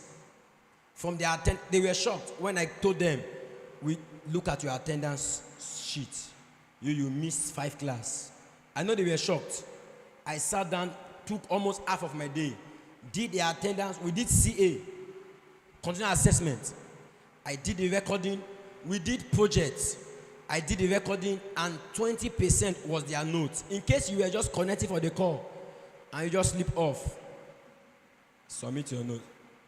So they thought I was joking. I said, I'll just put the deadline, submit your note. I won't say anything. Once I'm done recording everything, that's all. And I want to say I'm very proud of them, and we are certifying them as vision builders. So from the 8 students we had in the class, why I posted their picture, somebody wrote to me from mechanical engineering. He said, why are they all ladies? So I have to calm down later. I said, we are doing mentorship. Is this your Africa thinking? We put form for everybody to pick. So it will be waiting for a boy to pick it first. You are joking.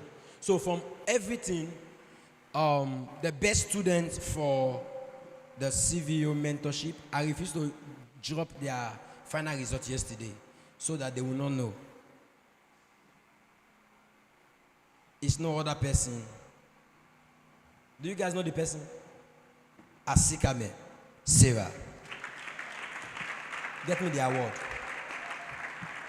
Put your hands together. She was the one who wrote that made vision, no key vision bearer.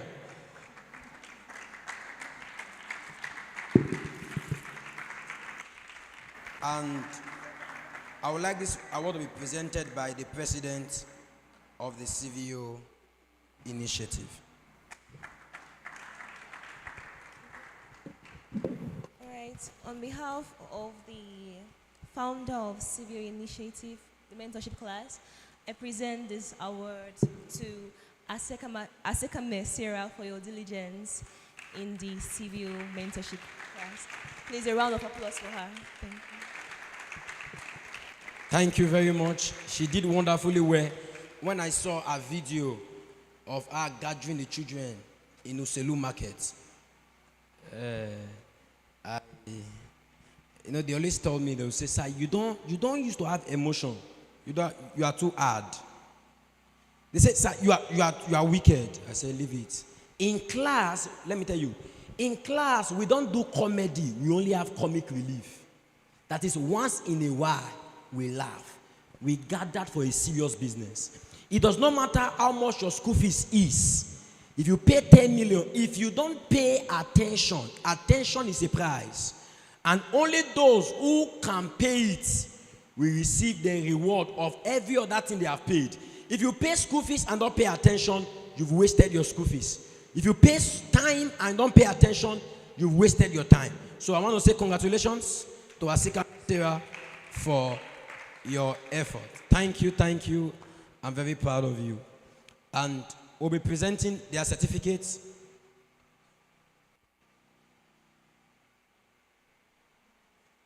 And the first student goes back to Asika Sarah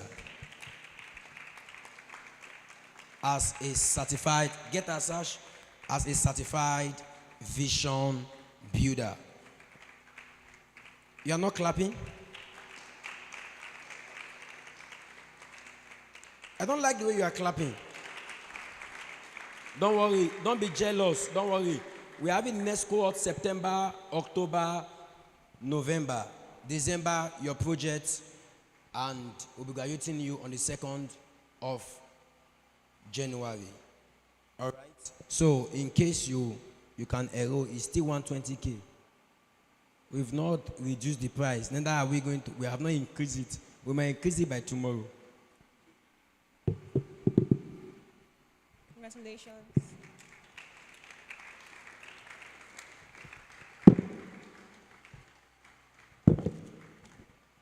Put your hands together. The next is our immediate younger sister, who happens to be the Secretary General of the CVO Initiative, Asikame Privé.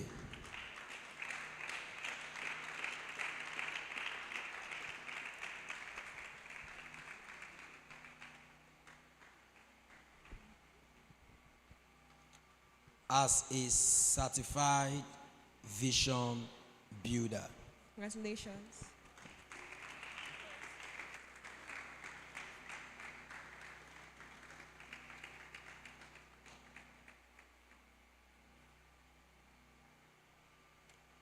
Right, the next is Chukuka Josephine, the Director of Program of the CVO Initiative. I don't like the way you are clapping. Are you? As a certified vision builder. Congratulations.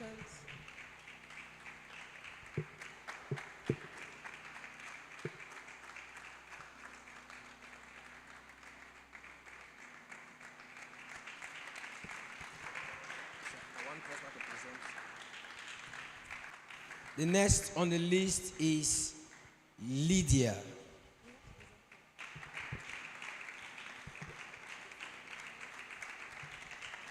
Lydia. Get her a sash. As a certified vision.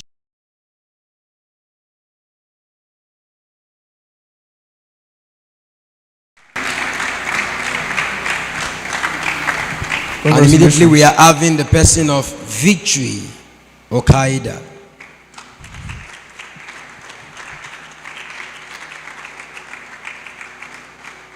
I remember Victory wrote to me. She was apologizing for her project and she said, "Sir, I'm sorry, I could not do it alone. I had to call some of my friends to help me." I was not like, why will you, this thing you are complaining about is what I plan to score you more on partnership, how to network. You are apologizing for your good deed because you don't know that you should not do it alone. That vision, we have the vision bearer who is the foundation, but the foundation is not the roof.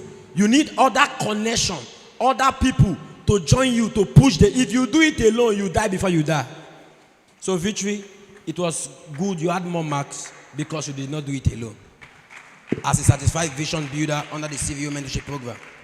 Congratulations.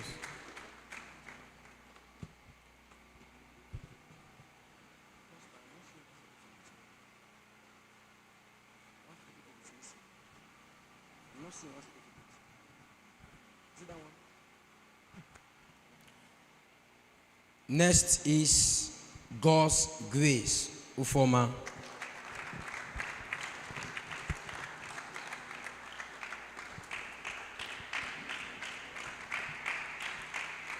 She's a medical student, and it was not easy for her. And because she knows me, she will come and say, "Sir, you know that this excuse," thinking I will say, "Oh, I know now." And I told her, I said, "We are all, thank God, we are all students. I'm studying law, you are studying medicine. All of us have exam to write. If I can be teaching," my friend came to my house and saw me preparing notes. He was like, "What are you? Why this many notes? Why are you doing this?" I said, "The way you do a thing is the way you will do everything. If you say it's just people, let me just say anything as I like. No, sir. I wrote TV speech for this conference, sent it. I said, print it. I won't read it on my phone. I wrote it down. That is how it ought to be done. It is what you are doing, the way you are doing it versus how it ought to be what? Be done." So I told her, I said, "You are not exempted though. If you miss class, you are your own." I think she had the highest attendance, almost the highest attendance. Privé had the highest attendance. Congratulations.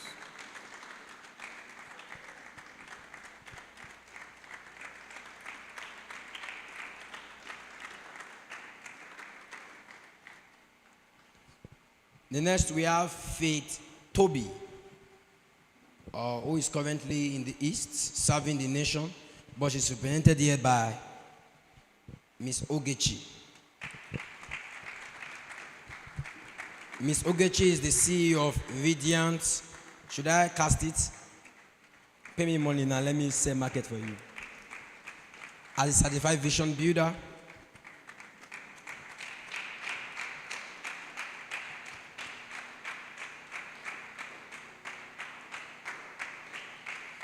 and the last is Favor Effie Oko, who is currently serving the nation also, but she's not here. And I would like our Director of Welfare to come and collect the certificate on our behalf. Put your hands together.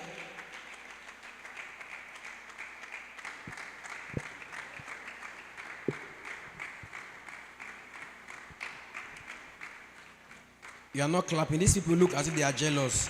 Don't be jealous. So by September, maybe I will call some of our panelists, come and we'll do mentoring. Actually, what we do in CVO Initiative, those volunteers, they can tell you. I told them, I don't use people I don't train. All our meetings are time to teach them on leadership, taught them on mindset, taught them how it ought to be done. So by September, you can come with your 120K. Maybe I might change my mind to increase the price. If just pray I don't change my mind. Let me tell you something. Anything you cannot pay for, you are not ready for it. I see people who say, I can't pay for this thing. I say, do you know how much me pay to learn? I don't understand you. Do you know how much I pay to learn? I'm an author. I've authored 4 books. By October, we have what we call the CVO editing team. They are currently editing my 4th book rather, which is Daniel's Mentality. Do you know how many months it took me? I've been writing a book on the U manager since last year. I do attend a writing class. I buy course, writing class, and learn.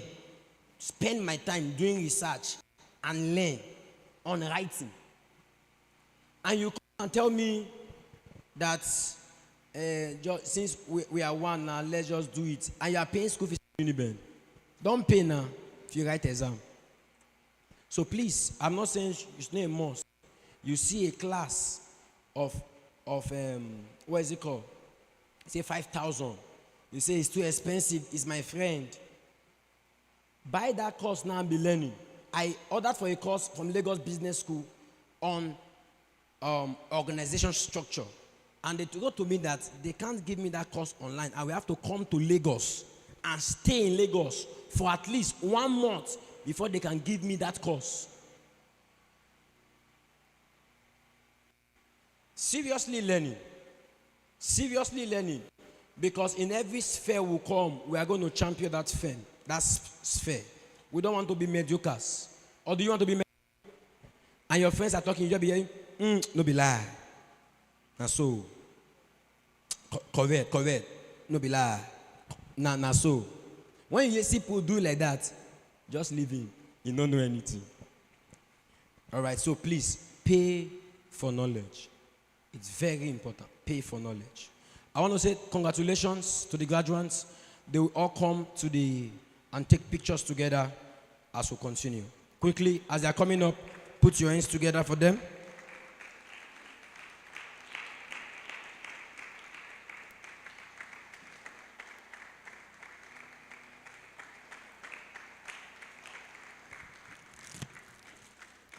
You are not clapping, no. Don't worry. If you are a member of CVO Initiative, we are going to be doing mentoring and teaching. All right, mentoring and teaching some few things. But if you want to get real things inside, you come and pay. Maybe I will call Mr. Paul to come and teach us some certain things. You come and pay. You think if I call Mr. Paul, I will say, Mr. Paul, I know you, you know me. It's not like that, oh. It's not like that. I know you, you know me. In January, we gave scholarship for what's it called? Graphics design and video editing. That scholarship cost 870,000. Somebody called me and said, why spend so much? I said, I have seen how I have suffered on graphic design. They will design you, you will even see yourself. You can't recognize yourself. You can't recognize yourself. And I really like the best. So when we were having that board meeting and they were arguing on price, I told him, I said, the crusade I went in Sobe, the flyer for Sobe crusade, Ministers' Conference is 60,000 naira, not printing. Get a good person, say, you do this one, pay him. You do this one, pay. Do this one, pay. My friend, who is Blessed Obosa, who is teaching, it's not for free. You have to pay. And it will be interesting to know we gave that on scholarship. And one boy, he left the class. And I knew that no more scholarship. Again. Go and pay your money. The father called me and was begging me. I said, sir, no. Your son have told me he has wasted, because it was 60,000 naira for a student for 14 students. So I want to say congratulations. You can snap them. Shoot. I don't know how I look with this cap. First, how am I looking? Let me check myself.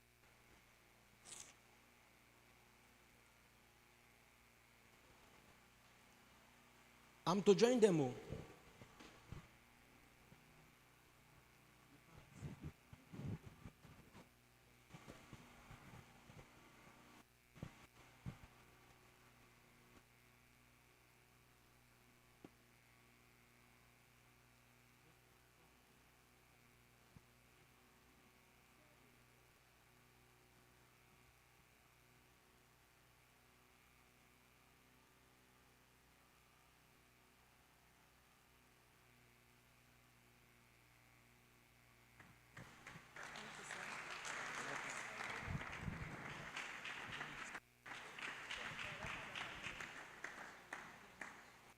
All right. Thank you very much. Put your hands together for them as they go back to their seat. Quickly, I want to talk on the potential and the planet power of taking responsibility. You've heard from different speakers. If you have been listening, one thing you will hear them say is that you have to take responsibility. Mr. Paul was saying you have to take responsibility of your emotion. Somebody was the one who got me offended. I play football. In fact, next week I'm playing this cup. I played Visions Cup home and away last 2 weeks. And one of the things my team used me to do when we are playing faculty football, when they have skillful player opponents, they will beg me and say, Commander, stay with him. I can play the 90 minutes without talking. And I know how to I know once a player is offended, it has become useless. You see me, a player who I'm marking is going to drink water, I will follow him. So whisper, you know I'm your last bus stop. He will get offended. I'm doing that what? Intentionally. Because he has refused to take responsibility of his what? Emotions. You see, throughout the match, the young man he gassed out. There was one day when he said, I will break your head. I'll just be going. After 5 minutes, I will still whisper to him, you know I'm your last bus stop. Ref won't hear that one. And get angry and say, this ball, I will break your head. And am I your mate? And I will still be jogging. After 5 minutes again, I go and say, you know I'm your last bus stop. Hey, you will kill somebody here today. Ref, tell this boy, oh, I will deal with him. The more he exerts energy responding to me, because he is not taking responsibility of his emotion, he becomes useless. Even the chairman, Ronaldo. You see, when you don't take responsibility of your emotion, you gas out. So I'll be speaking on things you need to take responsibility on. Number one, you have to take responsibility of your time. I told them yesterday at Divine Pattern High School on the Achievers Day that time is the only every man has in equal. Elon Musk, Dangote, Bill Gates, Jeff Bezos, every one of us has 24 hours. Nobody has more. 24 hours is the time. Someone told me one day, say, sir, no time. I say, I know time. Oh. Time is 24 hours. Since when I was born, it is 7 days that make a week. And 4 weeks make a what? Month. 52 weeks make a year. You have to take responsibility of your what? Of your time. And 2 years ago, when I found out I need to take responsibility of my time, my friends, they know I live 10 months in the year. I said, this calendar that is drawn before I was not there, I did not agree that to make a year. They agreed it on our behalf. So it has been compromised to me. So you see a school will draw their calendar. But starting here, January, they will say they are resuming in August. Organizations who are wise don't follow January to. Law will tell you that they are starting in June. But those who don't know that you have to annex and take responsibility of time, they follow January to what? To December. When you meet them January, you say January, because Jesus died, we must bury him. Once he rise again on Sunday, I've risen again. He does not know. There's a popular song I was talking about in primary school. Say, take your time and work very hard. For the time is running fast. Time does not wait for you. Time does not wait for you. And because destiny is tied to time, there are certain things that must be done now. If you don't do it now, if you do it tomorrow, it becomes irrelevant. I always cite this case of in 2021, 2020, coronavirus. You remember? Coronavirus. Those who went into nose mask were the millionaires. True of us. People who we advise say start nose mask business. In fact, I want to believe God told somebody in his vision, say go and sell nose mask. He said, where is that? I want to believe. I want to believe. Because I heard of a woman who was praying, and in her vision, she saw, go and learn how to sell firewood. Who learns that? She went to somebody selling firewood and said, I want to learn how to sell firewood. The person was like, they're not the learner. He said, no, I want the. She went to learn how to sell firewood. That's somebody who wants to make impact. And she sold firewood, sent her children, because when she started, there was high demand of firewood. Built house with firewood, and when the season was over, she stopped firewood business and started something else. Time. Somebody say time. Somebody say time. The Bible said, it is not of him that willeth. No, I returned and saw that the race is not of the swift. This is Solomon talking. The wise man, he said he went somewhere. When he returned, he came back that the battle is not very strong. He said the common thing they have is that they had what? Time and what? Chance. So if a man does not maximize time, if a man does not take responsibility of his time, he might be strong, but he will lose the battle. He might be fast. If you are running, if you have watched Olympics, you don't time you like. You run, there is a time. When the pistol is short, that is when you should run. Am I communicating? Are you with me? You have to take responsibility of your time. So I found that I need to take control of my time 2 years ago, and I became intentional. So January, I start my year in October. I end my year rather in October 31st. I'm done with the year. November, December, I do a 61 days planning next year. So if you watch me, you see all my flights for my mission are released January 1st. And it will interest you to know that I even pick dates.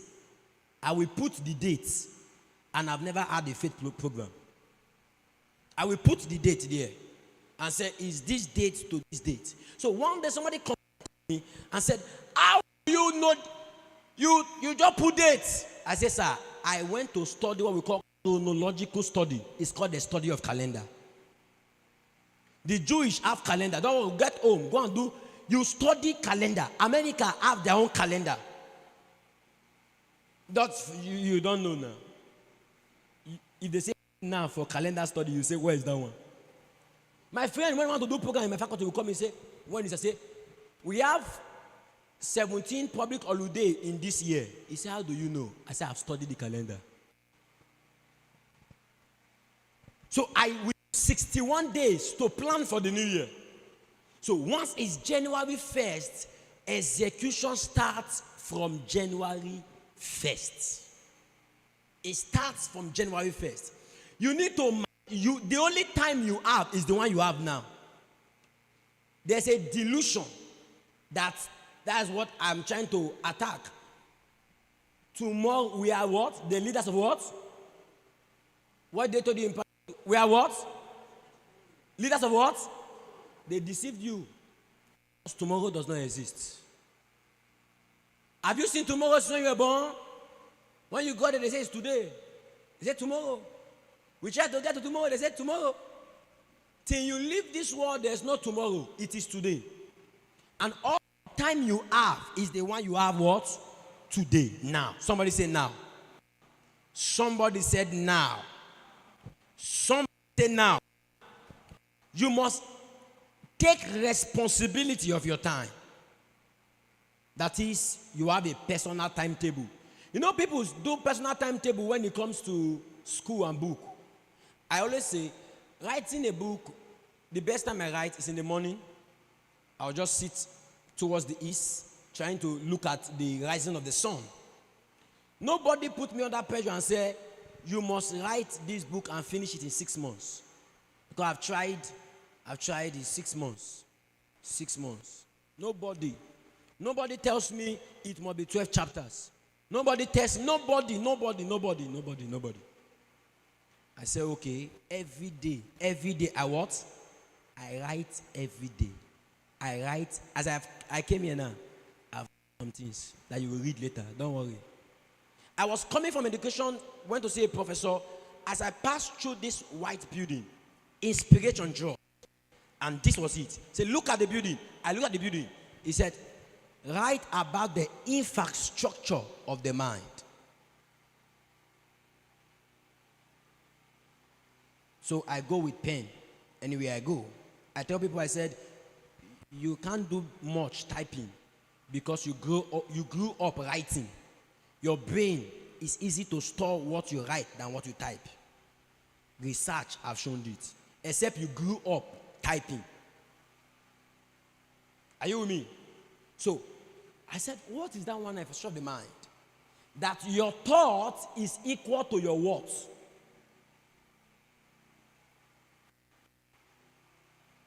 You will say, write it what? When I get to faculty. I will write it tomorrow. I started writing. In fact, while I was in December retreat, Pastor Kumo was preaching in the retreat. I was in a writing class. At that time, I ensured I wrote everything about the infrastructure of the mind. And it's a chapter in the comment book I'm writing, The You Manager. I wrote everything in that camp. Everything. I was in prayer unit, prayer warrior. We pray in the morning, pray in the afternoon, and pray in the evening. But if you come, you will think all of us are praying. Some are praying and writing. Those who know that they don't have time tomorrow, let me tell you, since I wrote, I've never written anything again on infrastructure of the mind. If I've left it that day, I will never write it. You need to take responsibility. Tell your neighbor, take responsibility of your time. And the time you have is now. I love the word that the learned scholar, I call him a learned scholar, Paul the Apostle said. He said, now is the accepted time. We will not accept tomorrow.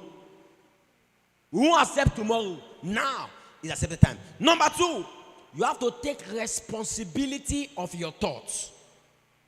I told you that your thought is equal to your words. As a man thinketh in his heart, so is he. Imagine a man say they will blast Mars and they will blast it. He has blasted Mars already, Mr. Robot. He has blasted Mars already. He's just telling you. It's like a painter who comes to paint. For example, a painter painting this and is making mistake. He will clean it because he has finished painting in his mind. And when he painted in his mind, that little line was not there. So he erased it. In his mind, he's done with the painting. And that's what I excessively committed my time in writing on Daniel's mentality. Daniel was a man with a mindset. I wondered where it came from. I had to study Daniel from chapter 1, chapter 12, and read it from chapter 12 to chapter 1, and read it from the middle to the starting and middle to the end. And I said, what a man is this? What kind of mindset does this man have? That in a strange land, you are advising a king and you are rebuking a king. It shows that Daniel was the king in Babylon. In fact, when Nebuchadnezzar raised his statue, he called everybody to bow except Daniel. And in fact, the name of Daniel's Babylonian name is Belshazzar. And the meaning of Belshazzar is that nobody is as wise as Akko. And Akko was the god of Babylon. It was Akko that was raised that day. Nobody is as wise as Akko. If Daniel is wiser than Akko, you can't tell one who is wiser than Akko to buy for Akko. Because Shadrach and Abednego turned to prove their own capacity. Because many people say, my father has done it. So because my father has done it, I'm just cruising on my father's this thing. Sometimes I talk to someone big and I knew that these people, they are not serious. When I see somebody dragging for placard, they told me in my faculty that you are an author, so there's a slot now. We are giving award best creative writer. I said, in this full school, we are two that have our degree. I said, oh, how is the process? I said, you will have to apply and they will vote for you. I say, it's not your fault. So I spent 6 months writing. I will still come again and apply to tell you that. So even if I don't know how to write, if I have many people, I will win. All of you are not serious. People are dragging to be the best dressed student. His placard they will give him. It's not dressing well at home. It's dressing well in faculty. He says he's the best dressed student. And I see people dragging for it. They even fight. 2 friends will quarrel because of placard. In that placard, apart from the certificate, they are out of office. Can I tell you the price? Should I tell you? It's 200 naira to print it. That is why I'm going to be gathering votes to get. It's mindset. The mental telepathy is very low. You must begin to think beyond where you are. The wise man said, he said, when your mind travels to a certain place, it's a matter of time your body will join there. Because the Bible said, where a man treasure is, there his heart will be. And you can't separate a man from his heart. Am I communicating? You take responsibility of your thoughts. What are you thinking about? What are you aspiring? Somebody said to me, he said, Victor, as we're in uni now, beware of peer pressure. Mr. House said, they want me, advise me. I said, me, I'm a pressure. Tell the peer pressures to beware of me. So my classmate told somebody, say, don't follow commander. You follow commander, you will be preaching. You follow commander, you will start writing. If you look, commander, you will be doing competition. They used to attack one of my junior colleagues that used to follow me. Say, if you follow commander will not allow you to do competition. Because I had a competition and I was having a training to train some people. I said, go and represent me. She's good. I will say, no, this competition, you don't need it. This one, you need it. They will say, this one, you are stopping this person. I said, all the people that did competition, when they needed a bigger competition, they did not tell you. They called me and said, how will they get sponsorship? How will I connect them? I'm not doing competition, but I have the contact of those who can help you get competition outside Nigeria. Sit there and be competing. I'm trying to compete with written. My mind is not here, sir. In this competition, it's good, sir, if your mind is there.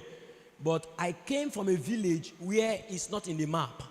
I want to bring my village to limelight so that in the days to come, when they say Omoude, one picture comes to your mind and it will be this face.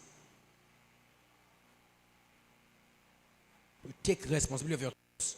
Lastly, you take responsibility of your action. I hate when somebody say, "Na Satan made me do it." As I preach, I wonder. You hear story of Mr. Paul used it. Let me use it. Sir, can I use it? A boy will send a get transport to come to his house. He's alone. No. Rain will fall. The angels will make rain fall. He will say, "Hey, I cannot come." He will say, "I book the boat."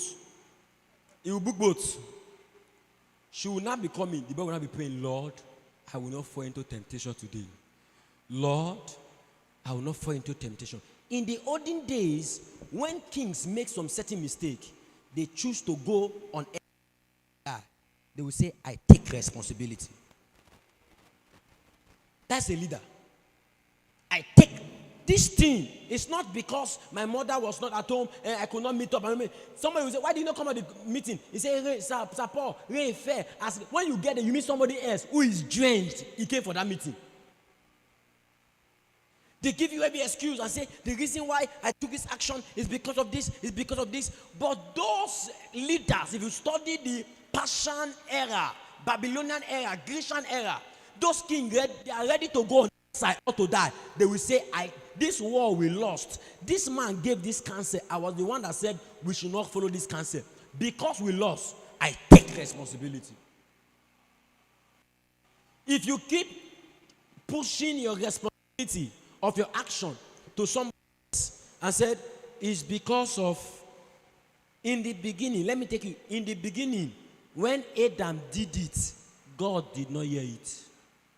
Nature will not take an excuse of you pushing the responsibility of your action to somebody else. I take responsibility. Can you say that? Can you say that? The reason we are here today is because we took responsibility. Many of you here, you had the reason why you should not come. Things came up. So my people will say, you don't like explanation. Why? Say it's because I did this and that. I said, I ministered yesterday twice, Benin City and Uzeba, and I'm here. And by tonight, I'm in a VG program. And in the morning, I'll run to the wedding and leave the wedding and minister in a children fire conference.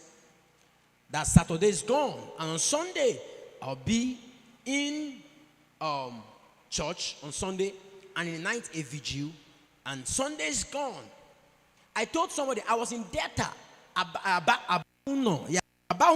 for a by 12. My mom called me, where are you? I'm in Delta State. I had 9 a.m. class. Got to the Lord by 2, slept. By 5, I took my journey. Came to Benin, to Igbioko, and took white and black. I arrived class with my eyes red. On 9 a.m. class, people in Ofo has not come. I take responsibility, sir. If I tell you that I was in Asaba, that's why I could not come to class, you will understand though. True of us. True of us. But sir, my CGPA will not understand. Attendance sheet will not understand. Knowledge they taught will not understand. They won't say, oh, you're in Asaba. Lecturer say, oh, Asaba boy. Let me cancel class. Who sent you Asaba? Who sent you Asaba? So you take responsibility of your action. Because you are going to take responsibility of your action, you are careful of certain actions you take. Mr. Paul said it, that he took an action that costed him. Because you know that your actions are expensive, you are careful of the actions you take. It was Abraham Lincoln that said, I do not pass any bill to law over it. Because I found out that I'm human and humans are emotional. Do not pass any. He sleeps over it. You say, every time, I beg you are my friend. Your friend I've been with you since primary school. He said, I beg you, what did happen? Before they born you, I did here. I don't care about this friendship. Get away. I will survive. Your next friend, you not come and tell me, Commander, all these my friends, they are bad people. Only you had 5 friends. All of them are bad. We should ask you, the good man, we should ask you that 5 relationships broke. I always say, somebody said to me, he said there's one pastor, he's in his 3rd marriage, he divorced, and he's a man of God. I said, he's a man of God, but I would like to ask him a question. How come, number 1, you made the wrong choice? Number 2, you made the wrong choice. Number 3, you made the wrong choice. You are a wrong man. Honestly, if he take the first one, he did not learn. The second one, he did not learn. That is somebody is not taking, and he can defend it too. He can bring scriptures and defend it. He will never take responsibility of his action. That was why David was an exceptional man. God, I did it. Why is my business not growing? The one who is sleeping. Thank God for medical people. They say sleep from what? How many hours? How many hours? Okay. How many hours? 8 hours. You are a medical student. How many hours do you sleep? The medical student not sleep 8 hours. Talking of doctors. The people who say sleep for 8 hours, they're not sleeping. And you now say, let me sleep. Oh, my mental stress. You also go mad. Mental stress. Any little thing, this generation, any little stress, no, they'll tell you anything that will take responsibility. They will say, sir, please, oh, don't shout on me, oh. I'm struggling from trauma and recovery. I'm trying to recover. And I told them, I said, there's one pastor I know. It's Pastor Joshua Ogbename. He's running trauma recovery class. Go there. When you want to learn, sir, it is called training. We don't do trauma here. It's training. I'm not trying to bring you out of trauma. Go to the class where they teach it. Come to training. I was trying to make this the team, my football team for Home and Away Visions Cup. And they said the whole faculty, they are going to pick just 17 players, 2 goalkeepers, 15 players remaining. And I've not played ball for 10 months. 10 months I played this cup last. And I said I will make this team. They say it's joke. I took boots. They said there's screening. I said screening. When they started the training, my eyes were turning me like this. I said I must make this. I almost fainted. They say jump like. They say run like. They say run 5, run 6. When they saw the way I was going, and I went to play the hardest place, 4. I said, this one, people will be afraid of it. I went to play, when the ball touched me, I passed, when the ball touched me, I passed. They said, see this guy, they don't pass. And nearly there. When the list came out, they were surprised. Commander that have not played ball in this faculty, we've not seen him play ball. I got the junior colleague. How come he make the team? Responsibility, sir. I take responsibility of my what? Of my action. Number 1, take responsibility of your what? Of your what? Time. Number 2, take responsibility of your what? And number 3, take responsibility of your action. Finally, I would like to say that it's pertinent to know that destiny responds to time. And the quality of your life responds to the quality of your thoughts. And if you have these 2 together, it will show in the quality of actions that you take. When you see people take quality action, it is not by mistake. It is not try and error. It's because they've harnessed quality time, maximizing their time, quality mental development, and it reflects in their action. I have a great anticipation, and my hopes are high that in the coming days, when the decision of nations will be taken, both of us will be at that boardroom deciding the fate of a nation. I remain your host for TLC, Commander Victor Omowude. Thank you. Thank you so much, Commander Victor Omowude. Come on, we can do better. We can do better. That was an insightful session from the founder of the CVO Initiative. And he told us to take responsibility of our time, our thoughts, and our actions if truly we want to lead in today's world. And so I believe that you will not just hear, but rather, as today's leaders, you will take responsibility intentionally henceforth. All right. I believe we are learning something today. Or we have learned something today. I can't hear you. Thank you very much. Right about now, we'll be going to a very interactive session, which is a networking session. Now, what is this about? It's just an opportunity for us, one, to stretch our legs, opportunity to relate to somebody by your side or at the front of you or wherever.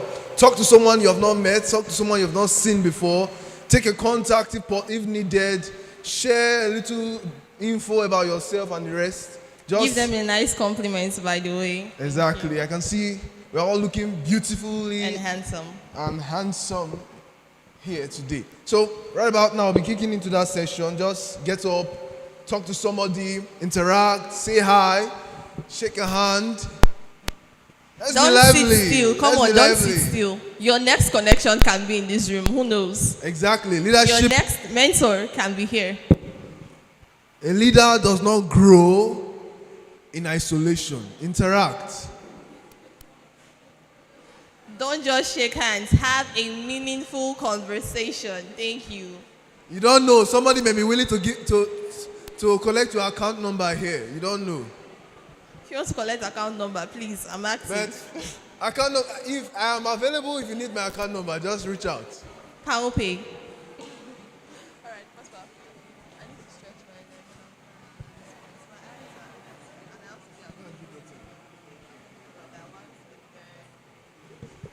Those in the media section, are you not interacting?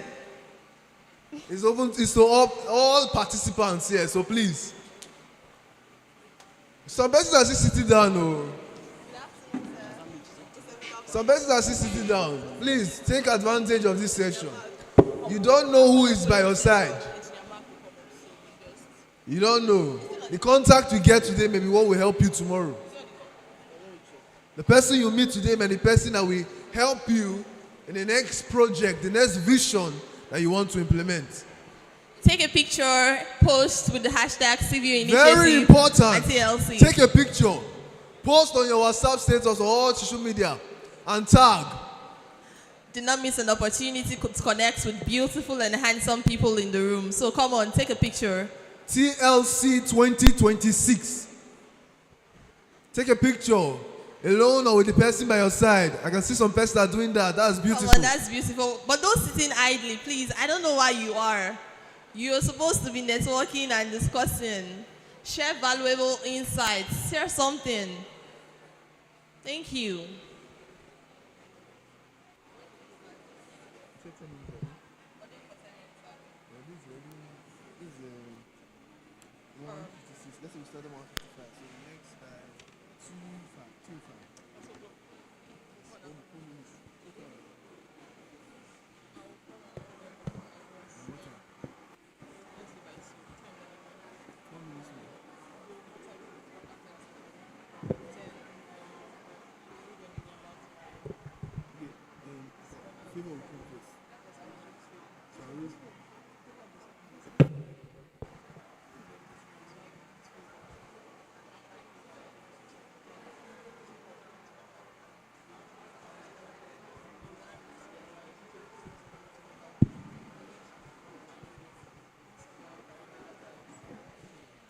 Please and please, I advise you do not sit still. I'm going to be dropping this mic now because I will also be interacting with people. Your next connection can be here, and I assure you, you do not want to miss it. Thank you.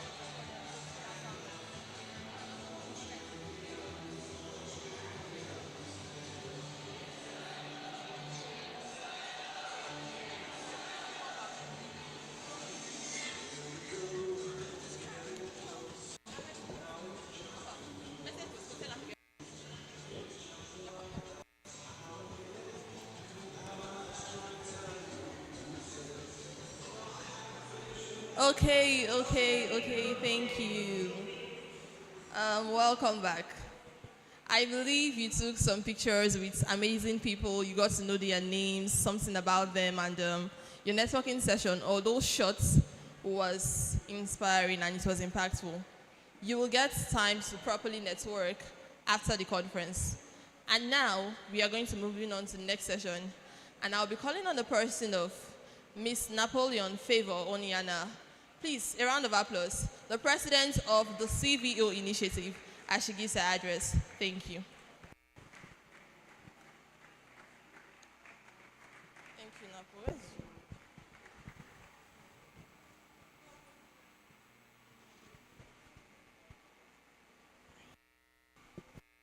All right, good day, everyone. And a most heartfelt welcome to today's Literacy Conference 2026. Before we dive into the deep insights of the day, which we have already done, okay? Once again, I just want you to take a quick look around this room. What you are looking at is not just a crowd of people. You are looking at the future of our campus and our world.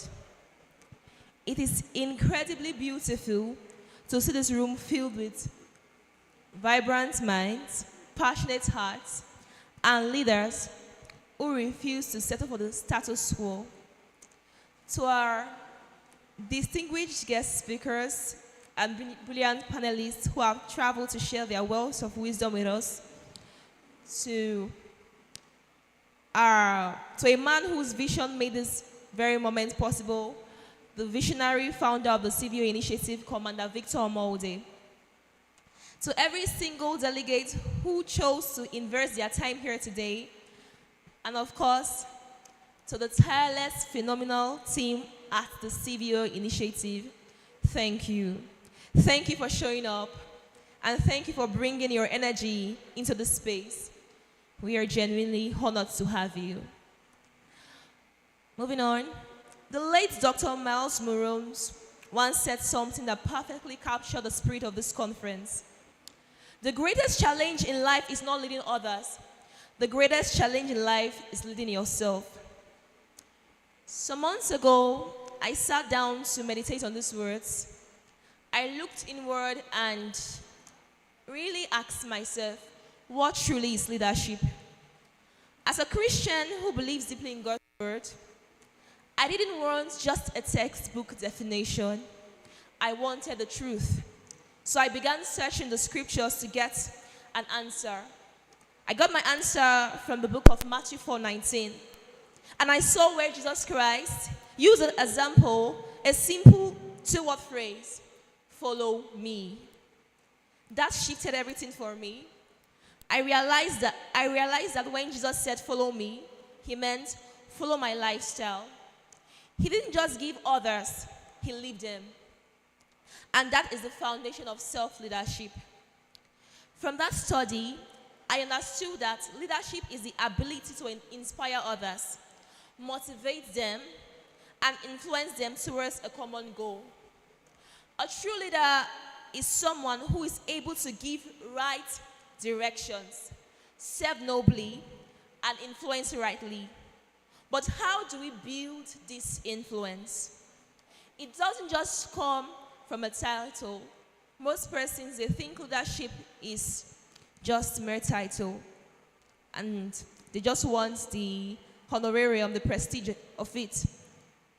It comes from building trust, demonstrating integrity, and showing competence. Ultimately, I wrote down, leadership is the bridge between a goal and the people required to reach it. But today, we must address a harsh reality in leadership. Most times, as leaders, we tend to give instructions that we ourselves do not hack into. It becomes a matter of do as I say, not do as I do. We must take note. Position does not actually make a leader, as I've rightly said before. A leader should be able to position him or herself where the power and authenticity lies. There is posture for every leadership. You must train yourself into the leader you want to become and let your life first lead before your words do. If you want to create a global impact, master myself in the shadows. Before I can help others fulfill their destinies, I must master my own character, my own discipline, and my own devotion. Under my administration, the CVO Initiative will not just be an organization that talks about impact, will be a living proof of self-leadership in action. We are committing to being leaders who serve through example, just as Jesus did. To every delegate here, do not just leave this place informed, leave transformed. Let us change us first, so as to change our campus, and then change our world. I remain Napoleon Favor Oyana as your president. I welcome you all to a day of transformation. Thank you, and God bless you, and God bless the CVO Initiative. Let's put our hands once again together for our president, the president of CVO Initiative. So now we'll be calling on the person of Ms. Josephine to give us a little intro, or rather, to tell us about TLC and what TLC is all about in today's Leaders Conference. We can do better than that.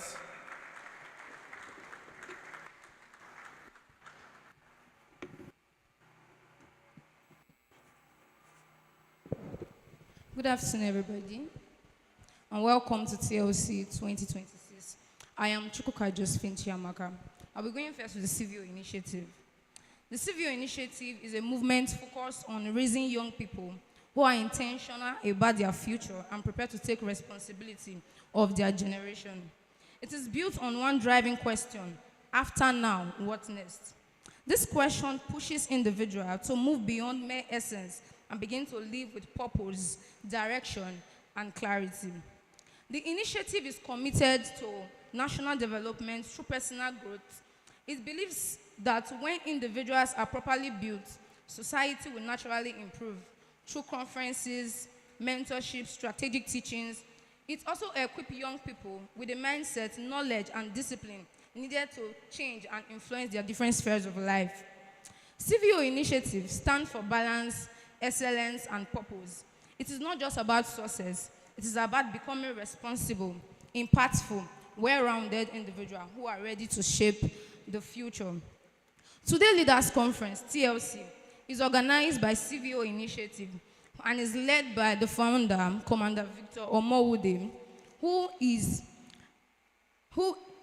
a young and vibrant builder of people with passion about raising a generation of purposeful, responsible, and impactful leaders.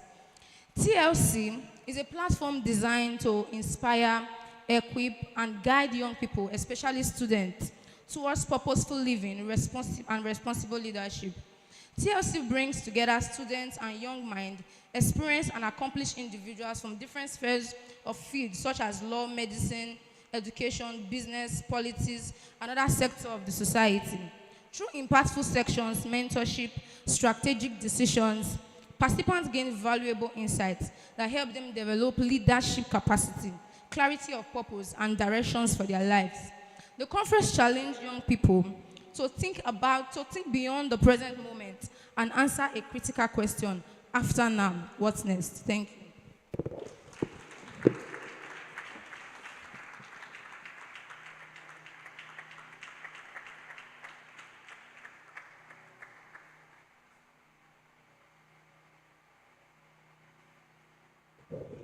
I believe we can do better than that, right? You can do better. Come on, today's leaders. A round of applause for Chukwuka Josephine Chiamaka, our Director of Programs. And now, to put a balance to everything, we'll be having the person of Engineer Mark Ndako Ibrahim, although he is not present now, but we'll be having him virtually, and I will be reading his bio now.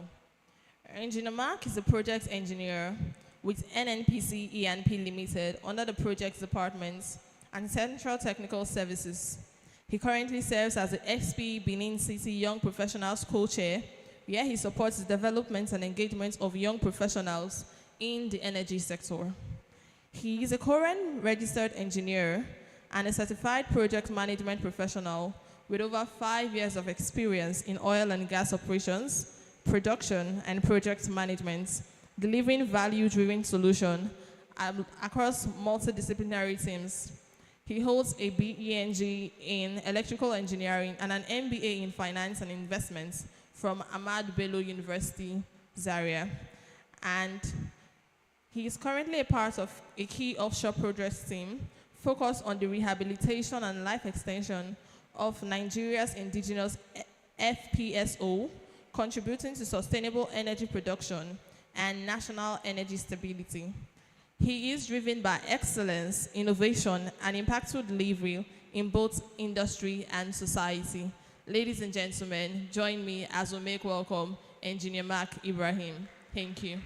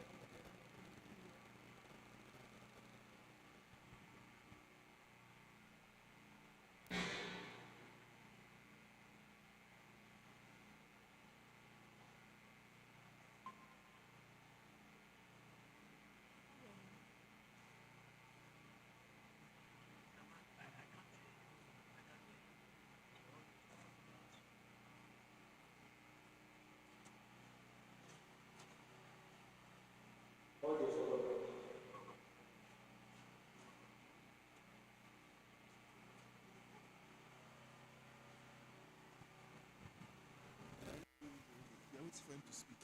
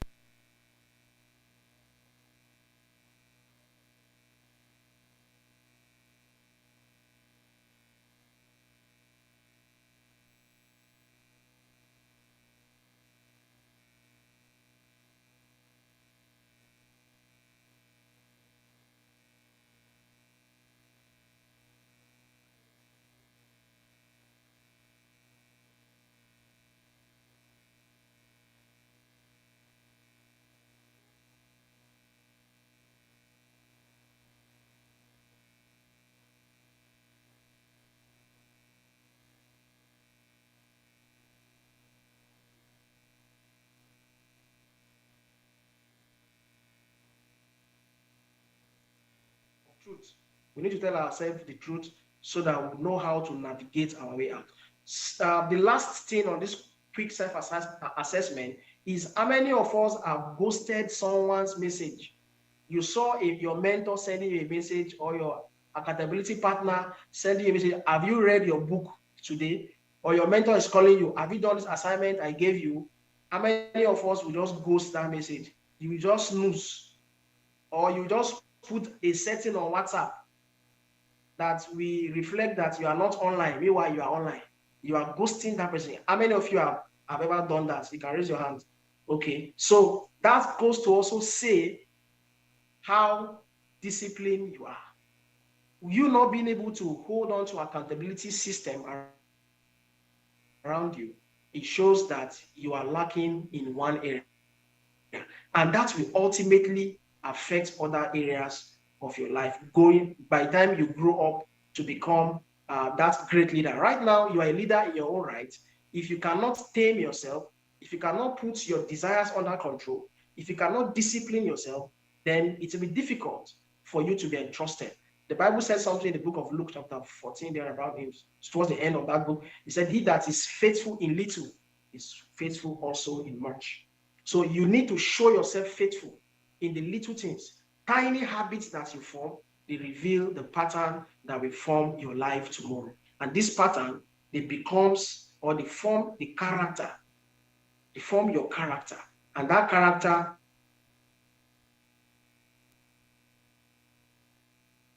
ultimately really mean. We want to now introduce the concept. What does it really mean when you say how you do anything is how you do everything?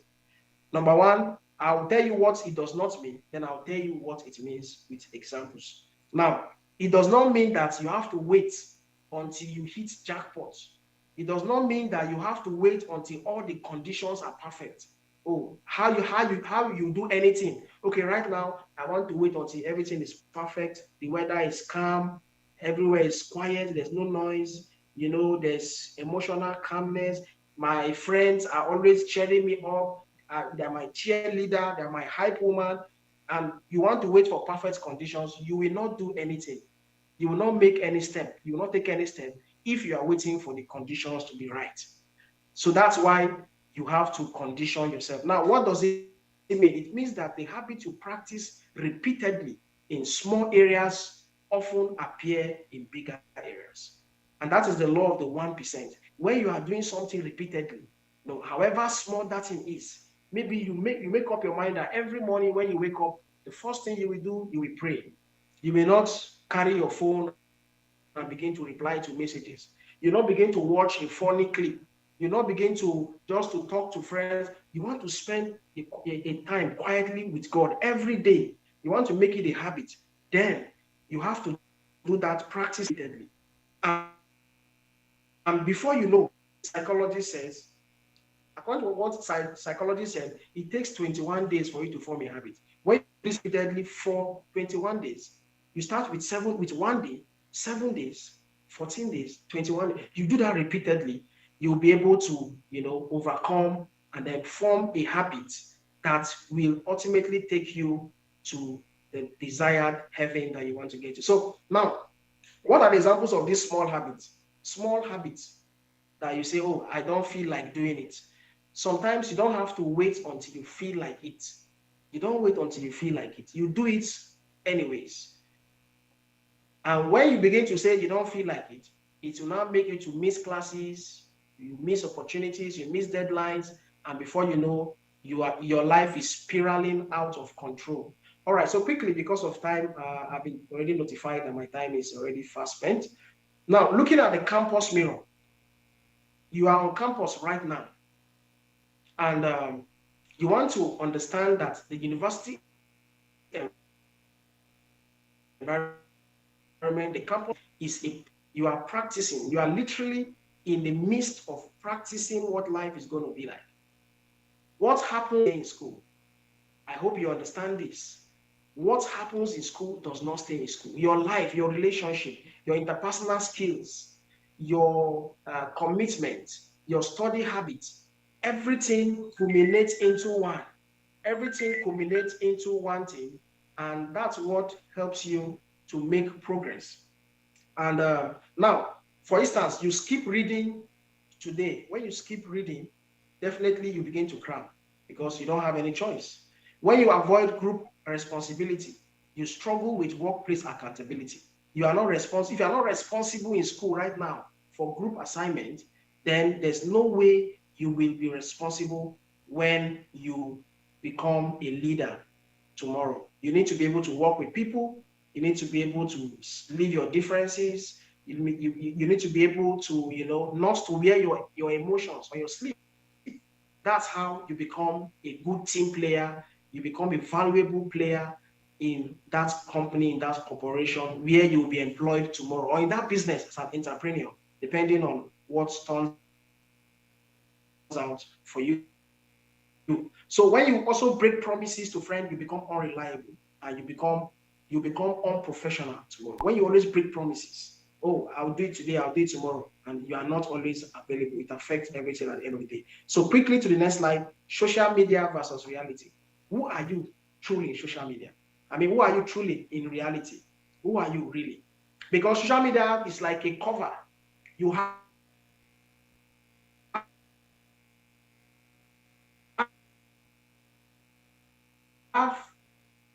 so many students that post about, but they have never, for some days, they've never the direct opposite of what they are posting.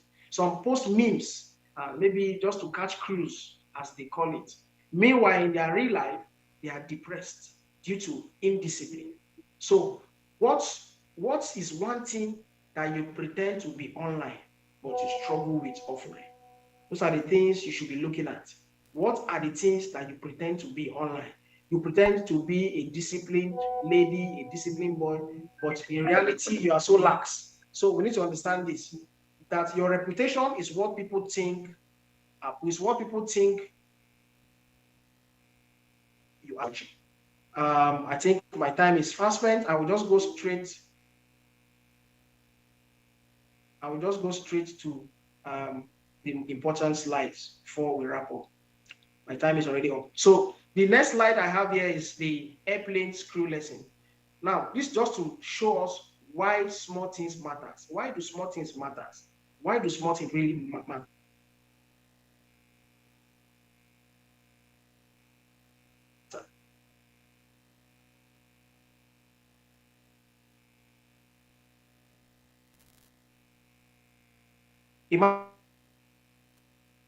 Imagine you are boarding a plane. Maybe you have not bought one before. And the engineer comes to you and say, well, everything is fine. Everything is fine. Just one screw. Just one. As soon as you hear that, you just keep, however small it is. The engineer is trying to point the problem, but the pilot is saying, no worries. What does this really mean to us? It means that small things matters. It also means that disasters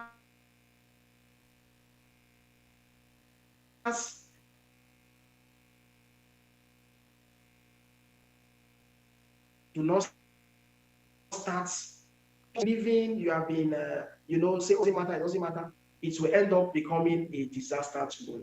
The small decisions that you make will either make you or mar you tomorrow, and they may have major consequences in the future.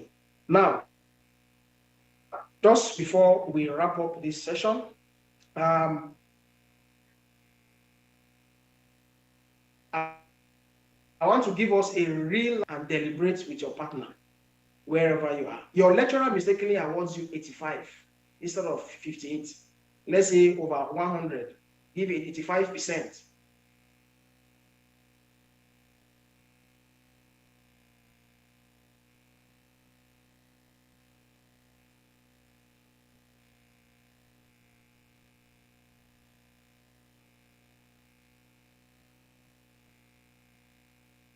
What will among us, we inform the lecturer. This is the have put into this test, and this is what and seconds and discuss with the person beside you. Just 30 seconds. Because of time, we will not take that 30 seconds, but just think about it. Every lecturer I put into this thing deserves a C, a credit, not a distinction. So, and why did you choose that answer? It shows your true character. It shows your true character. Time will fail me to just give you guys, examples from my workplace. There was a time that they were paying us an amount. I think we went for an assignment, and then they were paying us. And then they overpaid me. They overpaid me. What did I do? Because of my conscience, I know I won't be able to spend that money and have peace of mind. I went to our account office and I said, sir, this thing that you guys paid me, I'm manager in that office. Say, this thing that you paid me is beyond what I worked for. I was on the field for so weeks, and you paid me for. I said, okay, please.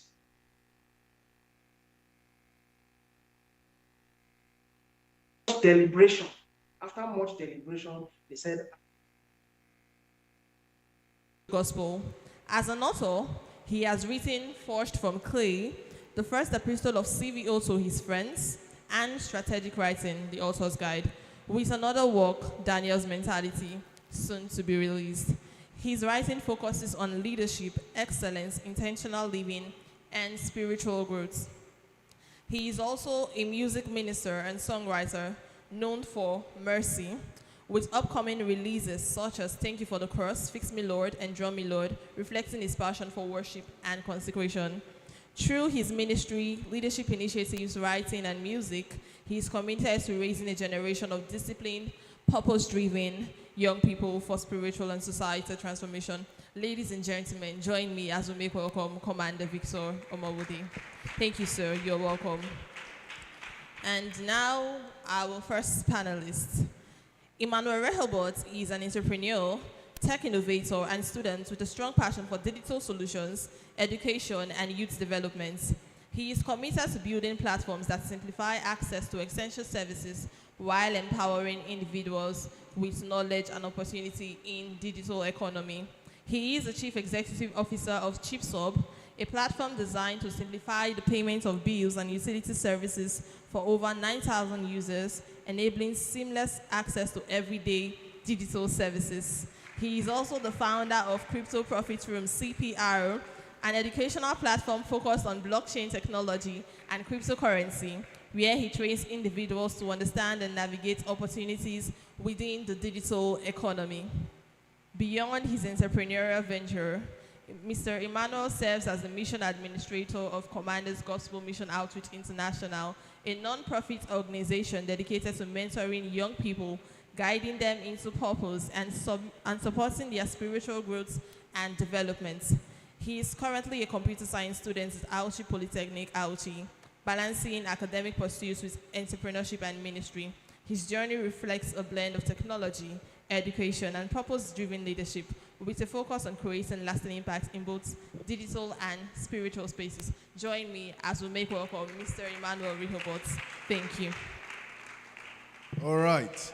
I'll be calling on our next panelist, Mr. Adenjaya Hosea Oluwafumi. Permit my pronunciation.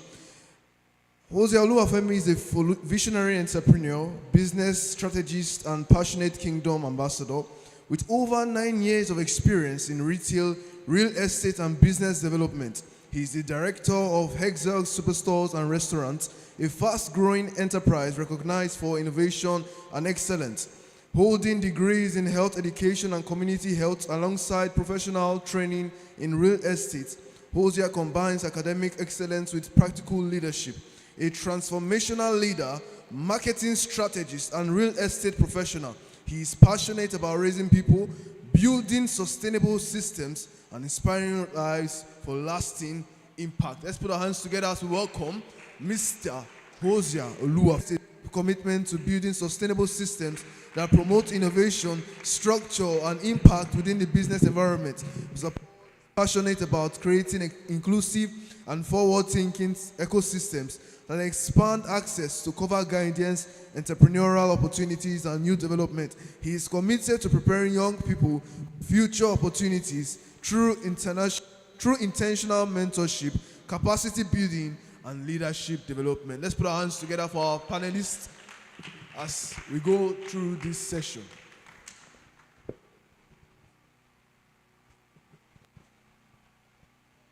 All right. Good afternoon, everyone.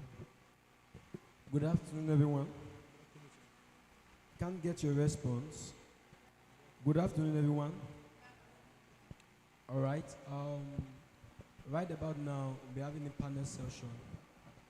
And I want to really appreciate all our panelists, from Mr. Paul to Mr. Osia and Mr. V. Robert. We are going to give time for question and answer. But personally, for me, I've been thinking, I remember why I was in SS2. There was a question between my principal and the staff. They were asking, are genius, are they born or are they made? So, although I was very stubborn, I decided to pay attention to that conversation. Some part of the teacher said, genius are made. Some said, genius are born. And they were arguing. And I think the set that said genius are made eventually won the debate. They won that genius are made. Those who said they were born, they choose to agree that, it's true, from this your point, they are made. But contemplating personally, I asked myself a question. Are leaders born or are they made? So I was asking myself, standing before my mom's mirror, asking myself. So I began to write standing before the mirror. And I came to a conclusion that leaders are not made, that leaders are born. I know that this philosophy contradicts everything I've read. But I have something I want you to know. I wrote that day that leaders are born. Every leader is born because you are first born before you are made. Do you agree with that? Do you agree with that? And I wrote that any young boy can become a father. But there are differences between fathers and father. We have a responsible father and irresponsible father. Am I correct? A boy that impregnated the girl, what do they call him? If you like, you say it's irresponsible, but you not put father at the end. Am I correct? Is he a responsible young man?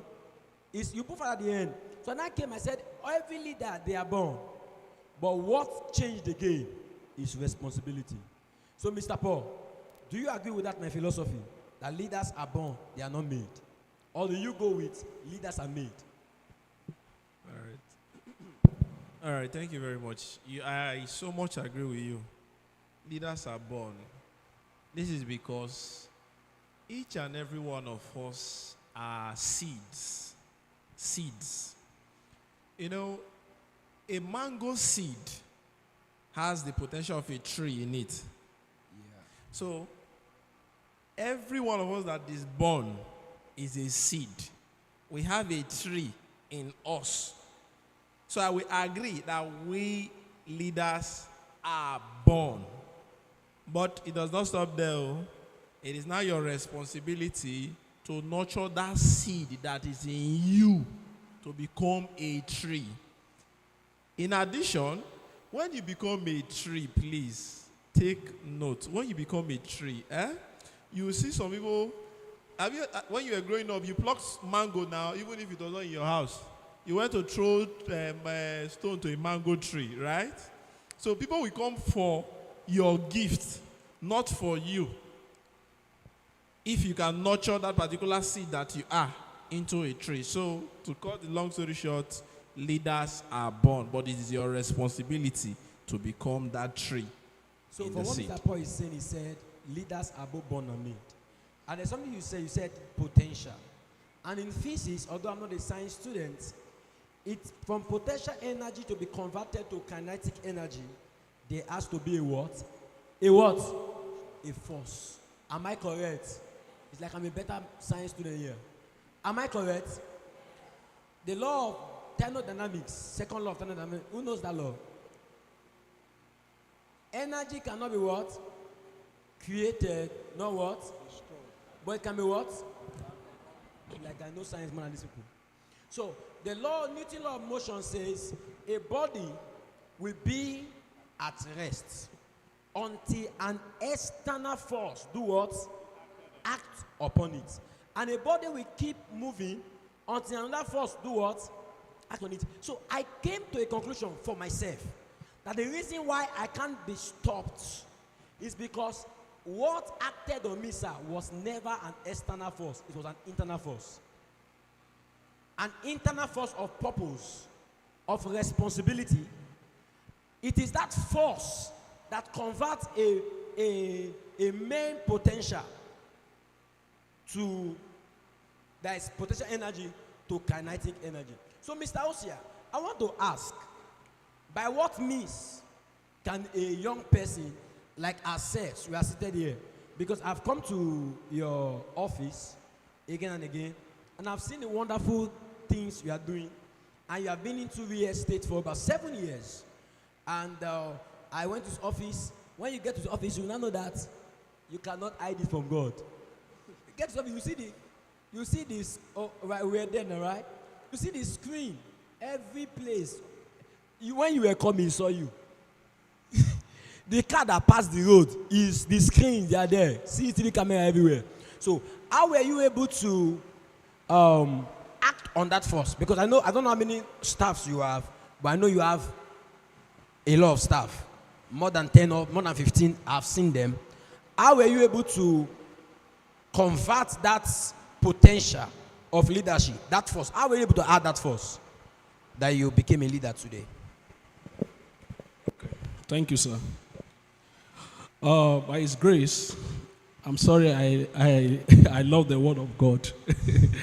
So, actually, when I was talking this afternoon, I made mention of me meeting up with some persons. So, from the outset, I met with people who changed my life, talked to me about Christ. That was the beginning. So it happens that I came into University of Benin. Actually, what brought me was, or what brought everyone here. When I came into University of Benin, I met with a student who happens to be a church member. He's a pharmacy student in Hotere. So I used to settle for less that time and get this. As long as I passed in school, I just believe everything is okay. So it happens that, I'll be very fast, it happens that there was a day I met with this brother. He's a junior colleague. I was in 300 level while this guy is in 100 level. And he began to speak to me. He was talking to me. He said, bro, you are a child of God. How can you settle for less? He said, why don't you make first class in your department? 100 level. He said, this and that. He said, for me, as I'm a pharmacy student. He said, I've made a covenant with my bed this semester that me and my bed will not see again. So, and he was talking to me, my body was, so to cut the long story short, there was a time I asked him one of the biggest questions. I said, what do you have in physics 111? He said, it's so painful, I had B. And I used to remember that physics 111 was the most challenging course in Uniben at that time. Some people even pray to have D. When they have D, they will go and give testimony. And I said, B. He said, why I had B was that a guy was calling my name at the back and they sent me out of the hall. And I said, so you couldn't finish? He said, yes. So a time came that this guy, when he's solving chemistry for me, he'll be telling me, go to a page in Ababio chemistry. He'll be telling me, go to a page that is there, sir. He will say, this and this, this and this. And I said, how do you solve this? He said, I was a dull lad before. And he was telling me everything. That day I could not sleep from 6 p.m. till 5 a.m. In Otiri, I could not sleep. I was thinking about life. I said, how can a person achieve this? So to cut the long story short, I started the journey. So to go in deep to what God has helped me to achieve today, I started, and this thing influenced my life so much. It influenced me that after I was out of school, as a young graduate, NYSC I didn't want to become like any other person. When I went for my NYC, I left camp to PPA and I never came back to the end of service. My mother did not even see me in my clothes as a corps member. So I wanted to be different. What I did was, it was God that prompted me to do those things. Because I was influencing those youth by the grace of God. Sometimes I wanted to come home to show my mother that I'm now a corps member. And the Spirit of God will tell me, why do you want to go? These children, they are wasting away here. Let their life be better. That was in Benue State. So on and on, I wanted to be better. And then in church where I attended, we were told you can become a 6 o'clock student. A 6 o'clock student is a balanced student. That is, your life to God is balanced. And your life to secular life is balanced. You can't be a child of God and be having less in academy. It's wrong. You can't be a child of God and have this mentality that you'll be poor. It's wrong. You can't be poor. And so, to cut the long story short, I believed in that. And when I came into business, we started business, I was desperately ready to make it in business. Not anyway, but through God. And I will tell you some of the things that God helped me to do. And so I started out with recharge card. I was selling recharge card. I was also a teacher. And I was teaching in school. But I did not allow that to affect my teaching. I was going to school and every other thing like that. So to start with, when we started business, as a child of God, into retail, I decided we are not going to sell alcohol. We don't sell alcohol. And today I want this company to be the brand in Nigeria, the first retail brand that never sell alcohol. So if you get to our retail today, people said we will fail. We are not going to make it. They will come sometime, people will curse us. Customer will curse us. And say, how can you open a retail big store like this and there's no alcohol in it? But today, by the grace of God, we are growing very big, and very soon, and we are growing very big in that area of Airport Road. I believe we are the second largest and fast-selling supermarket beside a competitor who is the MSQ, that is Market Square. So today, you can make a decision. Decision came as a result of personal conviction with God and ready to do things differently. So finally today, I want to say that what really helped me then was to make things different. As a student, finally in Uniben, I didn't believe that you have to follow the crowd to make it. You can be different. You can be determined. During those days in school, there was not like, so you cannot believe that someone like us can come out of life good, because they look at us as people who are not reasonable. In my department, they see us as not going to make it, or somebody that is not going to meet up with life. But God really helped us. Thank you so much. All right. Thank you very much. Can you put your hands together? You know, I was at Excel Superstore, and we were talking. He has one of the best bread I've ever eaten. Honestly. I think those that were with me, you can attest to that, right? Yeah. And he was telling me that, I don't understand. How do you do that? Sir, they send bread abroad.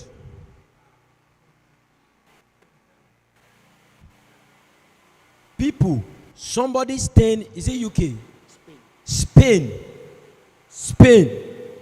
We order bread from Benin. And the person is saying, is this your bread I used to like? See, let me tell you something. There are like what I was saying, I wrote down. I think I wrote that in U Manager. There are theories for your life to have the right compass. You need to have theory sets. I call it mindsets, heart sets, and hand sets. Mindset talks about your mind, what you are thinking. Heart set talked about heart transformation. I will not say alcohol. And hand set talks about what can you do with your hand. Because many people, they have good mindset, but no hand set. Their hands are not set. So we are learning today, because I'm going to give, pass the mic, so you ask question. Your mind must be set. Somebody say, my mind must be set. My heart must be set. And my hand must be set.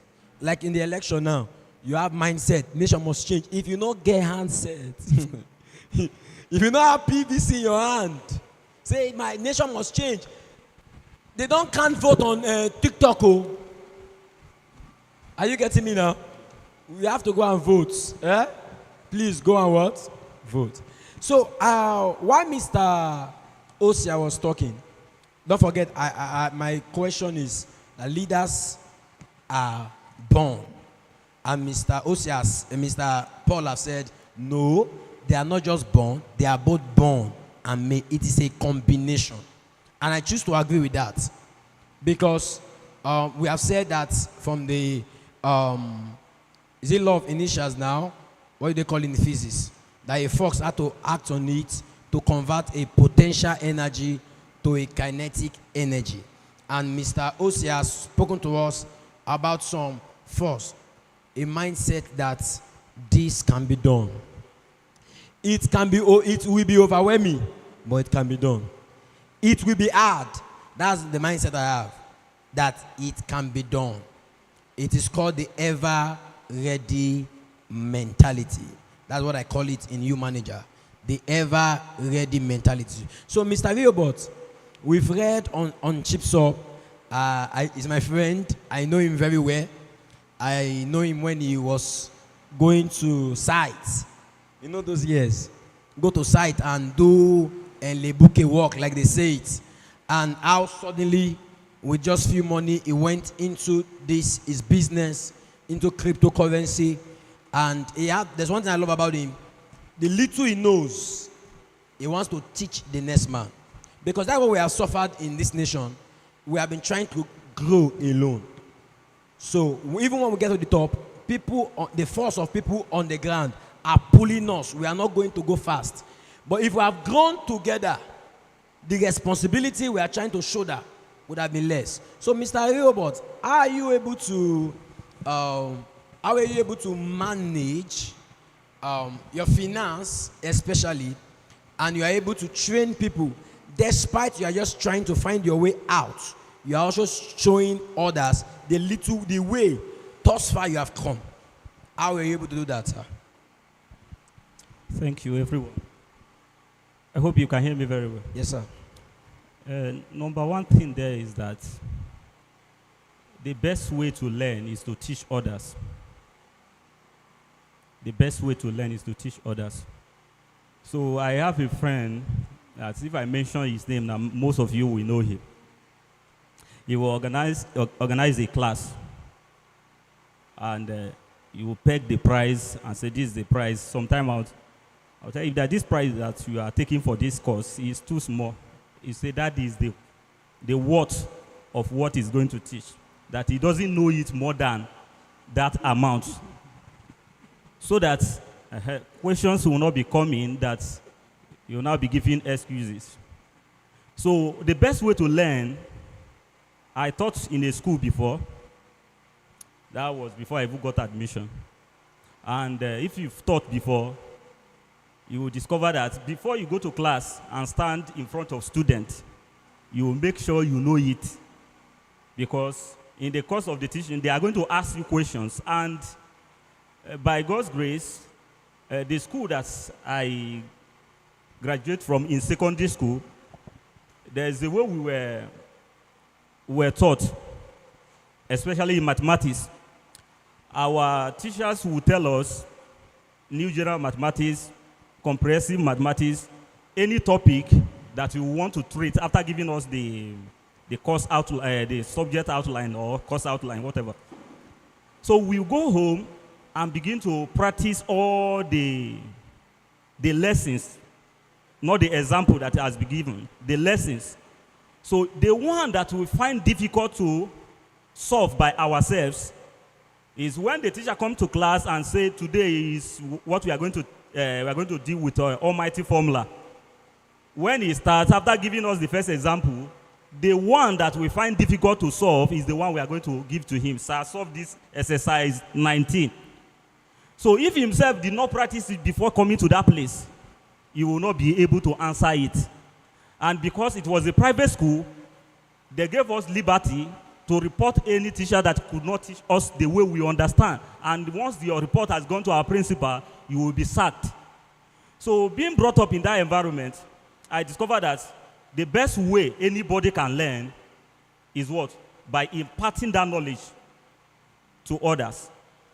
When you are trying to give that knowledge, what you have known, when you are trying to impart it, when you are trying to teach others for them to know what you have known, it will give you room to do more research, to know beyond what you are going to give to them. So if you know from 1 to 10, if you are going to teach them, you will not teach them from 1 to 10, you teach them from 1 to 8, so that the extra 2 will be what you use to guide.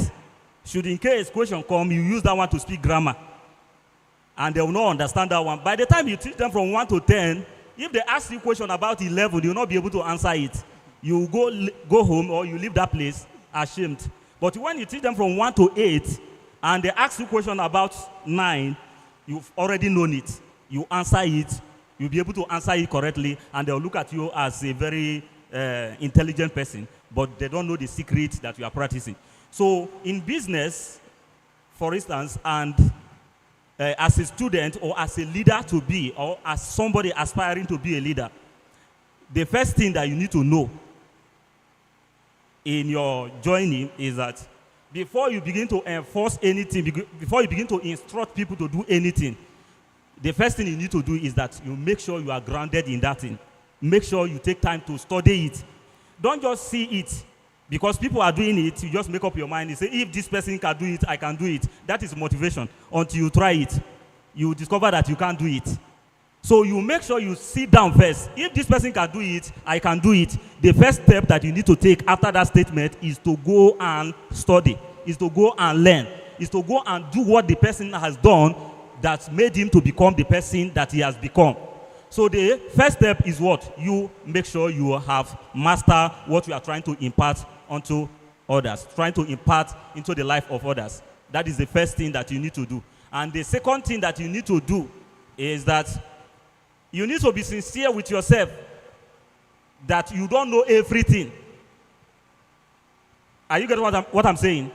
You need to be sincere with yourself that you don't know everything. By the time you go to that place and tell them that this thing that I'm going to teach you, for those people in my crypto class, for instance, when I'm teaching them, I'll tell them that I use Word.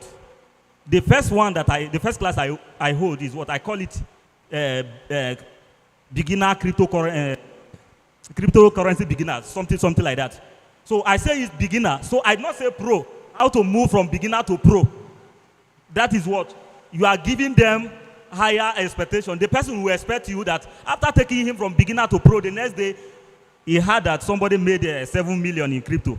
Now that you have taken him from beginner to pro, he needs to make that 7 million, which will not be possible. So when you tell them that this one is for beginner, so they will now be requesting for how do I become a pro? So you now take them the next step again. This is what you need to do. This is what you need to do to become more better in this. So when you tell them that you are not perfect, you don't know everything, when they ask you a question that you cannot answer, you'll be able to tell them, give me time, I'll come back and answer you. So that is that. Thank you very much. All right, thank you very much, sir. Can you put your hands together? Right about now, we are going to be taking questions from the audience. You have any questions as regarding what we have said? I'm seeing one hand. Raise up your hand. 2, 3. Once we are done counting, we're not going to 4, 5, 1, 6. Yeah, I've counted it 6. Oh, let me see. Raise those hands again. So please, where is Privé? You're going to come out to ask your question. So I think that person at the back, the person at this first, no. Who raised up the hand? Okay, Miracle, come for your question. As she comes out, can you put your hands together for her? Okay, let's quickly say it now like Mr. Wilbur said. We don't have all the answer. It's from 1 to 8 we learned. It's 9 and 10 want to use to guide. All right. Okay, good afternoon, everyone. Good afternoon. My name is Azugbe Miracle, and I want to especially appreciate the panelists for this wonderful session. So I'll be asking this question on the issue of growth and responsibility, because we have been taught that for you to lead others, you have to first lead yourself, and also that leadership is not by position. Now, also, I also remember that one of the speakers was talking. He made mention that for you to grow, you must leave your comfort zone. Now, my question is this: let's say, for example, a person who is trying to grow or is in the process of personal development, and he or she is faced with a situation, let's say he or she wants to take up a position, but the issue is that he has a mindset that is not up to the task. Will it be advisable that you take that position because you want to grow, or you grow first before taking it? I don't know if my question is understandable. All right. I think I get your question. Do you get the question? Did you get the question? So I'm as a judicial member in equity, let me interpret the Constitution.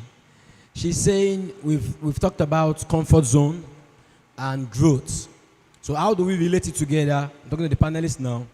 Somebody has an opportunity to take a position, but the person is saying within himself, herself, I have not grown to the extent of taking this position. Should the person leave the position alone and go and grow when the person finished growing? Because the position will not wait for you. For the person will not come back and collect the position. So, Mr. Paul, what do you say about that, sir? Okay, all right, please give her the mic. I want to ask her a question. Come. Please, when you are done your question, don't go. Just stand here until we are done with your question. All right, so it's going to be an interaction. So, I have a question for you. Why should other people follow you when you've not followed yourself? Because you want to go for a position, you have a weak mindset, meaning you are not built yet. And when you attain that position, you are mandated to lead people. Am I correct? Yes, sir. So why should other people follow you when you've not followed yourself? That was why I said at the beginning that for a person to lead others, you must be able to lead yourself first. Okay, it is a very simple. If you are thinking of leadership, please remove the mindset of leading other persons. Put it as you leading your own self. Yeah. Because if you cannot follow yourself, other people will not follow you. You must be ready to pay the price of example. How can somebody that has a weak mindset is even thinking of aspiring for a position? You want to learn on the job with leadership? No. So the best thing to do, go and work on yourself first. Completely. Work to an extent. In fact, this is the extent you should work to. Work to the extent that you have something to impact in other persons. If you've not gotten to that place, then leave that aspiration. Go and work on yourself till you get to that. You attain that height, then you can go for your aspiration. I hope I've been able to answer your question. Can you put your hands together for that? I will say there are some certain traits in leadership that are foundational. You may not have everything, but there are some things that must be foundational. Like he said, you must pay the price, for example. Consistency, foundational. Commitment, foundational. Character, foundational. Am I correct, sir? You can't tell me you are not committed to your own self. I was speaking, I said, Esau could not prevail against a plate of pottage. Is he an angel will prevail against?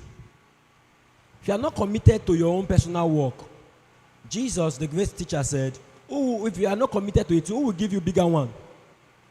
Do you get that now? Consistency. If you are not consistent in the little things you do, you can't just take, my people know that work with me. I can just call a meeting around 11 o'clock. We were in the same board meeting yesterday. My phone went off. We ended around 3, right? And I preached 2 different locations yesterday and joined the board meeting by 11. You can't say you will not join. Do you get that now? Consistency and character. Because leadership is about relating with people. After I made a story of someone I met, I took responsibility about my time. Today you discover that many people call themselves Christians. Let me use the word Christian in a school. They are too carried away. I'm sorry to say, they are talkatives. You finish church service sometime, brothers and sisters, they will be talking. Some of them, they just want to feel around, just belong, because they're in the ESCO, bro, this, well done. They are forming busy with God. I'm sorry to say, there was a guy in my department. Those days, I'm sorry to say, he's very fervent. He preached in the class, but he couldn't finish with us. He dropped out. His academic performance was very poor. And as a student, as I said, balancing your time and your distance, have a timetable. Have it. You see, it's very hard to follow timetable, but you have to follow it. Commander Victor said, it's hard. Life on its own is hard. If you don't do it, it's more harder. To make success is hard, but try poverty. Is that clear? Poverty is harder. A brother of mine told me one time. He said one day he was eating gari as a student. He ate gari in the morning, in the afternoon, gari, in the evening, gari. He said the third day is gari. He said in the afternoon when he wants to soak gari again, he said tears drop out of his eye. Is that clear? So it's hard. It's hard to not to take responsibility. So manage your time. Follow a timetable. Be rigid on it. Be disciplined on yourself. I must do this. By this time, I must do this. If it is your church leader, he's telling you, bro, this and this, you must do this and this. Tell him, sir, please, I have something to meet up. Yes. I have a brother in the church fellowship I attend that time. His name is Bro Chisom. When he was giving a message on Scholars Panorama, I can't forget that day. He said, I finished my book 25 times before exam start. I said, what? 25 times? He finished from a Greek. He said, anytime I finished semester, he said, it's fire on the mountain. He used that word, wrong. He said there was a day he was so sick that he entered the exam hall. So sick. He said, you know, I still have an A in that course. He said, because anytime I look at the book, like the question, the answer will come because I already had it. And then he became my mentor. He told me something. He said, as a student, he said, I don't wash my clothes on Saturdays. Early morning. He said, today you see students, they wash clothes on Saturday morning. He said, Saturday is the most freest day a student have. He said, and then you have energy. He said, you now pack clothes out. He said, use your last energy after you have read to wash clothes. That day on Saturday, if you get to Otiri, on Saturday, everybody will be washing. Am I correct? Everybody is washing. He said, I don't wash early morning. He said, I wash after I've read till around 2, 3, and I'm exhausted. And then I pack my clothes and I wash. The last energy that I have, I washed my clothes. And possibly there was a day I met him in the Otiri reading room. I said, this brother today, we are living here together. We read, almost 5 hours. This brother doesn't leave. I was tired. I left that place for him. So I learned a lot from these people. They were balanced. He's an usher in church. He's an usher. He's even our head usher, one of our head usher. But immediately we finish like this, if we are packing chair, he pack those chairs, he take it to the secretariat, and before you know, Bro Chisom has gone home. He doesn't wait for all those, bro, this one, all those talk that are not necessary. So as a student, you must ensure that you balance your time, follow your timetable, be rigid, and be disciplined on yourself. And finally, you learn to spend hours training yourself. Is it night? You may not be a night person. During those days, I love night a lot. And I read at night. Get a secret place to read. Get a personal place where you read. Those days when I'm reading in my personal convenience, or a place where I do read, when I'm in the examination hall, I will be seeing myself in that place. The way I open that book, I will be seeing myself. The book, as I'm opening it, when I'm in the hall, I do something so interesting those days. I use Damator. When I'm writing, when I want to go and write exam, I will grab my head. I will use Damator. My head will be doing shh. If I'm in the examination hall, those things will be pouring. It will be pouring. I'm not saying you should follow my this thing. It will be poured. And when I'm in that hall, I don't talk to you. I just be looking at the window.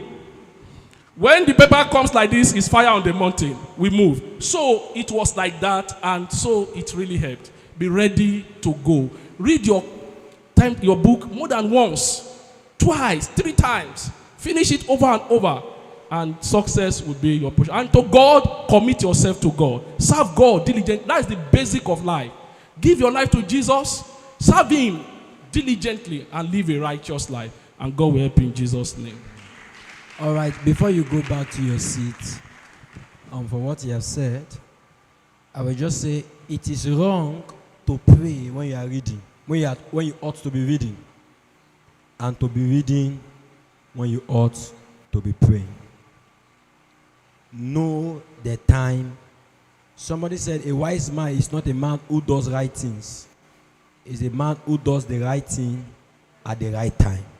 If you do the right thing, as right as book is, you're on campus, if you read when you are to pray, in the day Satan will come, you will understand. As right as prayer is, if you pray when you are to read, in the day question will come, you will understand. So you have to read when you ought to read, and pray when you have to pray without any form of compromise. Thank you very much. Can I say something? Can I just All add right, something? Just hold on, my sister. Thank you very much. Conclusively, all they have said now, currently, in this our present world, do you know what you need to do to balance? Up your phone. Please, we want to be fast with this question, so I'll be wrapping up. So we'll be giving just a minute to answer each of the questions. So what's the question? Good afternoon, everyone. Good afternoon. My name is Arno Gogo, and I want to thank our panelists for that wonderful session. So my question is in relation to what the first speaker said. He talked about leadership, and he talked about how prayers alone cannot solve the problem of Nigeria. And I believe that faith without works is dead. Now we are in this conference when we are learning about the act of self-leadership. Now, how can we incorporate all the things we have learned and use that as a means? Like what I mean, how can we, after working on ourselves, building the inner leader in us, be able to impact our nations and change the course of our nation?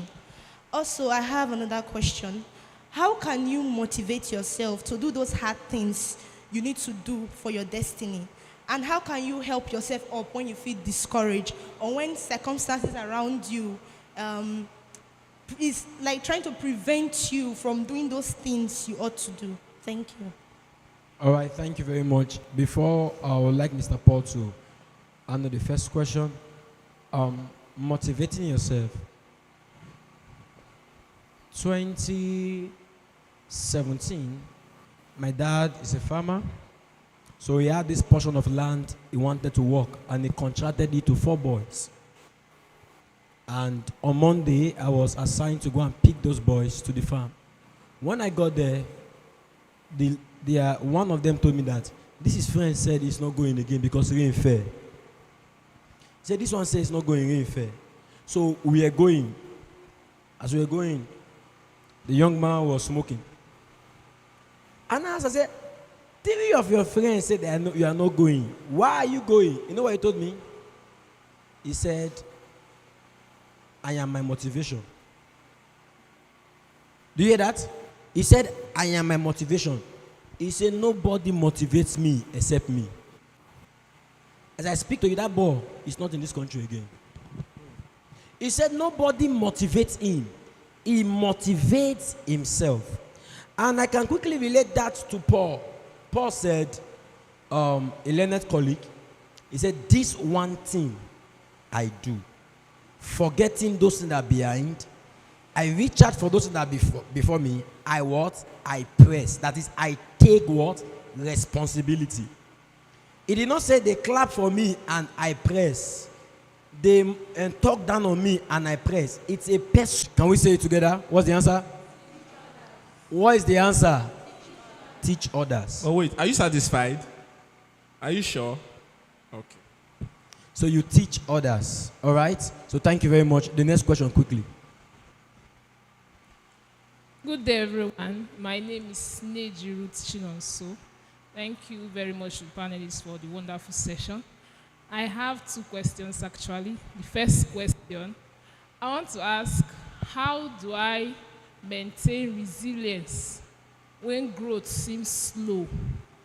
When it seems like I'm trying to grow and it's slow. That's my first question.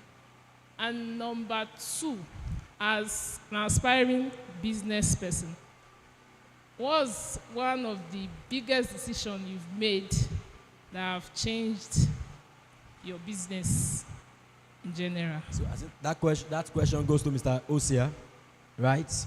All right. The first question will go to Mr. Virobot. How do I maintain resilience when growth seems slow? I'm putting efforts, but it's like effort is not working. Should I drop everything and go and start something new, or I should continue? You should continue. That is where consistency comes in. So, in the journey to the top, the first stride will not land you in success. You must take note of that. That you have to do it over and over. And like the other person asked the other time about what was the question the other time, that you talk about your situation, the things around you, and you look at it that this thing is not going the way it should be going. Number one thing that you need to know is that you know the problem that you are fighting for to overcome. You know what you are trying to solve. When you know what you are trying to solve and you discover that you've not gotten what you are looking for yet, what you need to do is that if the thing is a pain to you, for instance, if you are sick, which you will not be sick in Jesus' name. If somebody is sick, for instance, you go to one hospital and you discover that the hospital cannot treat you, but they have attended to you, you spend like 5 days there, but the thing is not getting better. You will not say that, okay, let me just give up and go and rest so that I'll just die like that. You go to another place.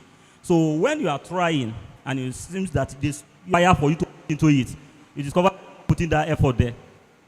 But the little that you are doing, for instance, as a student, you're supposed to be reading maybe like at least 1 hour, 30 minutes to 1 hour every day and preparing for your exam.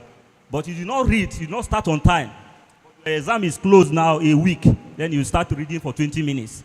And you go to that exam hall, you fail. You say, after reading and reading and reading, did you actually read? You did not read. It means that you do not put the required effort for that success that you are looking for. So number one is what? You need to do what? Find out the knowledge that you have about what you are doing. Is the knowledge okay to accomplish that? Number two, the effort you are putting in. Is the effort is it equivalent to what you are trying to achieve? If it is not, then you need to add more. Thank you. All right, thank you very much, Mr. Os. Okay. Yeah, I just want to give a CTA, a call to action to all he has said. So he has said you should track when you have a stagnant growth and you're putting in effort. Please track. It means there's a leakage somewhere. There's a leakage somewhere. Track. When you track, you improve. Because what you don't track, you cannot improve. So when you improve and you see that it's not there's no leakage in the pipeline, then just keep a positive mindset with positive affirmation, and that's all. Well, thank you very much for that. Are we still together? Are we learning? Are we learning? Are we learning? All right, the second question, she just asked, I want us to keep the time. In a minute or less than a minute. So what was the biggest decision you took that gave you a breakthrough in business? Am I correct? Yes. Okay. Thank you. So what I did was, number one is that the first thing is ask God for direction. If I should tell you that this or that is the first thing. The first thing in any aspect of life is ask God for direction. And you see today, asking God for direction is one of the hardest things contemporary people will always do. It's very hard to go to the place of prayer. It's like traveling. It seems like trekking from here to Ore for many of us. So try and ensure that you pray to God. And when you have prayed, you come. The second thing I did was personal development. Personal development. Be ready to develop yourself. Mr. Dangote said he never ventured into any business he doesn't know about. So we know everything about that business before he venture into it. So when you have personal development, develop yourself. And as you develop yourself, I try and set goals. You set goals that this particular period to this, I must achieve this amount. I must go this. And go all in based on the knowledge you have gotten. And then seek for mentors. Learn. Seriously learn. Today I can tell you, let me even particularly say it. Mr. CVO is one of my spiritual mentors. And I learned, the first time I got attracted to him was when he was praying. I was so much attracted. And I was the one that met him. He wasn't the one that came to meet me. I met him, never knew me. I didn't know him from Genesis. So, but I got in touch with him. We started talking. We started this thing, influenced my prayer life, and so much like that. So, get mentors that will help you. And finally, try to have people that you work with. Meet with in business. You cannot achieve everything. He said it the other time. You have to have team. See Mr. CVO, all this decoration today. I don't think he was one of, he was here. Some persons did it. And the success is for every of the team. So have people around you that show interest and that you are ready to impart. And these people will help you in the line of business. Thank you so much. Thank you very much, sir. Put your hands together for that. Number one, ensure you are on the right track and you get that information from God. Number two, you went for personal development. Number three, he ensured he set goal and meet with those goals he put in place. Number five or number four, seek mentors, credible mentors who are ahead of you. Number six, you work with a team. Together, everyone achieve more. Thank you very much, sir, for that. I think I've learned the secret of Excel now. Let me go on. Your question. Good afternoon, everyone. Good afternoon, ma'am. I say a big thank you to every one of you. God bless you all. My name is Victory Ognetiga. So I have two questions. My first question is that, okay, even the Bible said two are better than one. Let's use reading now. Imagine you want to read. Possibly it's possible for you to read for, let's say, 10 hours, like straight 10 hours. But this, when you are alone, when you are alone, you get, should I say, you give up on time. But when you are with somebody that is also wanting to read for that 10 hours, you may even exceed the 10 hours. So my question is, yes, partnership, reading partner, all of that, but they are not always there all the time. So that time that you are alone, you can just go to the reading place and get tired, and you can still push, but nobody is there and you just give up and all of that. And it's actually affecting you. So in that kind of scenario, what do you do? And if it's occurring more times, what do you do? That's my first question. Then my second question. Personal development, yes. But you see, in some areas, you are slacking. And the reason of this slacking, okay, let's say a person that was staying in a location before, and in that location, everybody there are not doing a particular thing. And you are there, so you too are not doing that thing. And all of a sudden, you change location and you went here, and everybody here is doing that thing. And you are not doing that thing. Not like that. Thank you, sir. All right.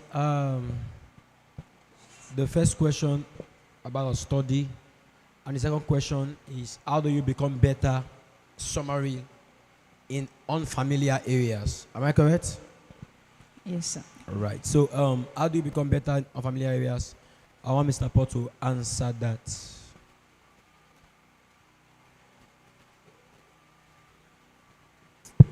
I think if I get your question correctly, your environment is toxic. How do you stand out? Let me. Is that the summary of the question you asked?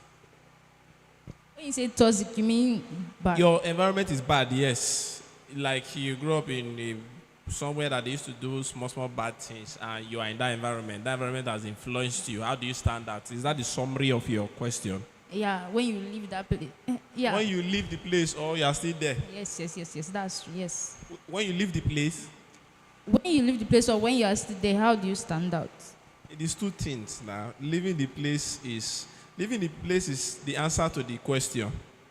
Because if you find out that an environment is toxic and you want to stand out, you have to run. Even the Bible says flee. It doesn't say you should stay there and form bows. Run. Escape. Do you get my point? So you cannot remain in a toxic environment and say, I'm a child of God, and no environment. You are just wasting your time and deceiving yourself completely. Do you get the point? I'm a very spiritual person, but I will tell you fact. Just like that, our first speaker, I enjoyed this section very, very well. You get the point. So if you want to if you want to change, leave that toxic environment, run, flee. That's the simple response. All right, thank you. Did you get that? Yes, sir. But Alright. okay, let's say a particular day, church service now. You have Sunday, Monday, Tuesday, and you also have. Okay, let's just say a particular day in that former location. They don't go to church that day. Though there is church, but they have normalized it. But when you left there, these people they go to church on that day, and you, in fact, it does not even occur. But you hear it once in a while. I went for. It's like, why did I not even go? So I'm even used to it. I don't used to go before. So that kind of stuff, and you're already exhibiting that character in a place where nobody is actually exhibiting that character. So how do you come out of it? All right. I think why I taught the volunteers, I told them one of the character of a leader is his ability to unlearn and relearn. And I found out, even research have shown, that it's more difficult to unlearn than to learn. Let me tell you, you can be sincerely wrong. You can know the wrong thing for almost all your life. And you are sincerely. You just know that the president of Nigeria is Duncan Williams. And if they ask you in national TV, before they say, who is the president, you will just shout Duncan Williams. And we can't say because the person that told you your father, we won't blame your father. You've learned the wrong thing. Now, it is now what you are doing versus what you ought to be doing. What you know versus what you ought to know. You know that one you know before is wrong. Am I correct? Yes, Am I correct? Yes, sir. So you have to unlearn it and relearn the right one. Do you get that? Yes, For your studying, you have to migrate from mere passion to discipline. That's the answer to that first question. There are some certain points passion can take you to. But when you get to the brink of Jordan, it will take discipline. It was discipline that they used to cross Jordan. Imagine how many men bearing the ark of God. You know how heavy it was? On their shoulder. They stood there until 6 million people crossed. That was not stretching rod though. They coated, bearing it on their shoulder. You move from what? Passion and excitement. And when you get tired, you take discipline and you go beyond there. Do you get that? Thank you very much. Next person. Thank you, sir. Can you put your hands together? Are we learning? Are we learning? All right. Okay, good afternoon, sirs. Good afternoon. I've read books, and it talks about you should not take people's opinions regarding an issue. And, you know, in our work in life, we need to take corrections in some things we do. And so, I want to ask now, so how do you bridge the gap between opinions and corrections? How do you bridge the gap? Because they look similarly alike. Mr. Paul, I want all this to be conversational. You know, I want to say something. What has scattered this generation is number one, short clips. Short clips. Number 2, short quotes. He said he read a book that don't take people's opinion. I don't want to believe somebody wrote a full book. So we need to see that book and what did they say before they said that thing. Because nobody, so let me tell you, social media will destroy you, will make you hate your helper. Nobody preaches 5 minutes sermon. A blogger looking for money just caught somebody, like this we have been on now. Somebody will just cut Mr. Paul's part and said, don't mind people. And they'll say, Mr. Paul, I've said, no, we need to know what he was saying and what he said after then before we can conclude that he said so. I want us to get that. Do you get me now?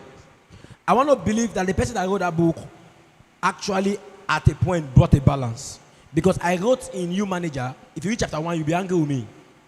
Chapter 1 is you don't know anything. That's my chapter 1, You Manager. I think when I sent it to my friend, he said that you are Ash. And when he now saw the second subtopic, I don't know, but I can learn. He now said, you will go and copy, you don't know anything.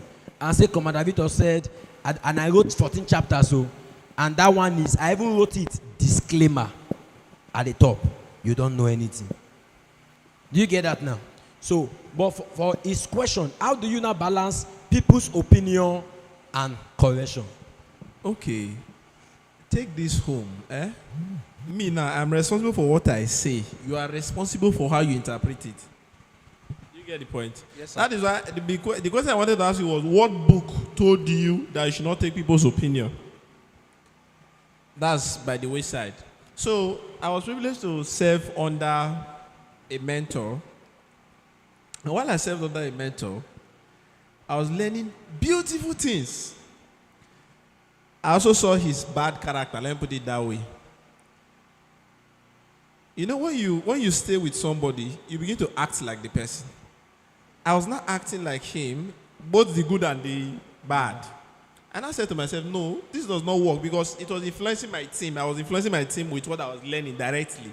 And I said to myself, no, but one thing I like to do, I love to do, is to call myself back and track everything. What are you doing? Why are you doing this? Oh, yeah. I talk to myself a lot too. That's by the wayside. So this mentor, I learned good. When I saw the bad, I now decided by myself to only pick what works for me from what he is doing. The other thing that does not work, I leave it for him. The one that works for me and my team, that's what I pick. Very simple on how to balance. So pick what works for you, not what Commander Victor said from A to Z. Pick what works for you, implement it. It works very well. Beautiful. That's just it. All right, and I want to think our ability to interpret some certain things matters a lot. Yeah, our ability to interpret some certain things. I tell people, I say, anything you've not gotten a proper interpretation for, don't take step on it. You don't really understand what it means. Thank you very much. Next question, I want us to be fast. Can you put your hands together? Are you having a question? I have a question? All right. Good afternoon, everyone. Good afternoon, sir. Good afternoon, sir. My name is John. So, first of all, I would like to say that each and every person on this stage has done wonderfully well. And you guys dressed, I think you guys actually planned that all of you would wear senator before coming today. So, I have 2 questions actually. One on business and one on leadership. I'll start with business. So, one thing about business now is every idea you have does not come only to you. It comes to different set of people. What makes you successful is standing out. So my first question now is, as a business owner, how do I stand out in my particular niche? Then my second question is, when it comes to leadership now, you can master self-leadership. You can know yourself, inspire others. But then when it comes to taking that role of leadership, the people that are under you may be nonchalant, not because of you, but because of the way they are. So my question now is, how do you handle having nonchalant team members? Thank you. All right, Mr. Robert, how do you handle, it's an administrator for an organization, an international organization. So how do you handle, I want to believe you have many nonchalant team members. Am I correct, sir? How are you handling them? Number one, you need a encounter with Jesus. You must be sanctified. That's how to handle them. Number one, you must know Jesus, and you need to be sanctified. Are you getting what I'm saying now? Because if not, the time you slap somebody is after you have slapped the person. That is when you realize that I've done something that I shouldn't have done. It is easy to control animals in the bush and snakes in the bush than to control human beings. No matter how born again they are. Are you getting what I'm saying now? It is very easy to tame an animal, to tame snakes, control them. They will obey you than for human being to obey you. So that is why the first work you need to do is not those people yet. You need to come to the place, work on yourself to the point that whatever they say will not bother you. If you have not come to that point, that leader, the place that you position yourself as a leader, you are not qualified for that place yet. Are you getting what I'm saying now? If you go through the memory lane, if you listen to Nelson Mandela, when he came out from the prison, he has opportunity to revenge. Are you getting what I'm saying now? Those people that fought against him. But there was nothing like that. If you listen to this person, what's his name? Martin Luther King Jr. People were persecuting them, the black people in America. He has opportunity to fight back. He wrote the book, Strength to Love, Episode of Paul to the Americans. In the book, he explained how we should love our enemies. So if you don't have that skill yet, you are not even qualified to be a leader. Number one thing that you need to work on yourself as a leader is that whatever people are saying, you don't need to bother you. So on working on the people, you can only talk to them, advise them, give them instruction, and showing them example. It is left for them now to take it. Just like they say, you can force a horse to the river, but you cannot force to drink water. Are you getting what I'm saying now? So you need to work on yourself. Then those people, you need to be gentle with them. Thank you. Thank you very much. I know that saying of you can take horse to water to the river, but you can't force it to drink water. I have a way you can force a horse to drink water. Oh. Give the horse a salt. Give the horse salt. It will be tasty. It will drink water. You get the point. Yeah. So that is innovation in what we know previously. I just have to cite that. All right. I will say that from what you have said, you have to be patient with people. What do I say? Somebody said, what you are doing is too loud that I cannot hear what you are saying. Ensure that for every assignment you give people under you to do, it is something you can do. Do you get me now? Some persons, they like to join. They don't know how to start. When you start it, they will come along. All right? So you must understand the people under you, because different people will react differently and learn differently. Do you get that now? And you asked the question, how do you stand that in your business? Mr. Osia, in 30 seconds, can you tell us? How do you stand? How can you be exceptionally? Let me just say that quickly because of time. If you do everything the way everybody does it, you can't stand out. You must find out a uniqueness. Like in his bread, there's something he did not tell me. Oh, there's something he's doing. There's a way they are mixing their bread. When I used to watch the guy in the bread place, maybe I will see the way he's doing it. I will not catch that guy. I will see him one day. So you that quality. Do you get me now? This is how everybody is doing it. They're adding 8. I'm going to add half. That is 8.5. Is that half that will make you what? Different from what? From what? From others. And I do that a lot. All right? Somebody was telling me, so, was it yesterday? Say, conference, why don't you do it online? I said, that's why I'm not others. I like to invest in what I want to do. Because you don't know the worth of what I'm doing. I know the worth of what I'm doing. Do you get me now? I know the worth of what I'm doing, and I know how it ought to be done. So just bring a uniqueness, and that stands you out. The last question quickly. Yeah, that will be the last one. Taking. Good afternoon, sirs. Thank you very much for the answers. I've really learned a lot today. Okay, I wrote my questions down, but from the last question you answered, so because I'm also a business person, I want to ask, when you are in a saturated market, like you are doing something and it's so saturated, you want to stand out, but it feels as though like ideas are not coming, you are just blank, and you don't want to do or like do the same things others are doing, you just want to stand out, but those ideas, they are there, but they don't seem to be coming out, or I don't know if you understand what I'm saying. That's the first question. I don't know if you can answer that first, or I should read out all the questions. Right. She said you are in a saturated market and you want to do something exceptionally, but the problem, you don't even know what you should do that will make you exceptional. Ideas are not coming. So, Mr. Osia, because this is the last question we're taking, maybe we'll answer your question, we are out of time. It's many times they just tell us that it's not practical. You see, finding solution to a problem is very simple.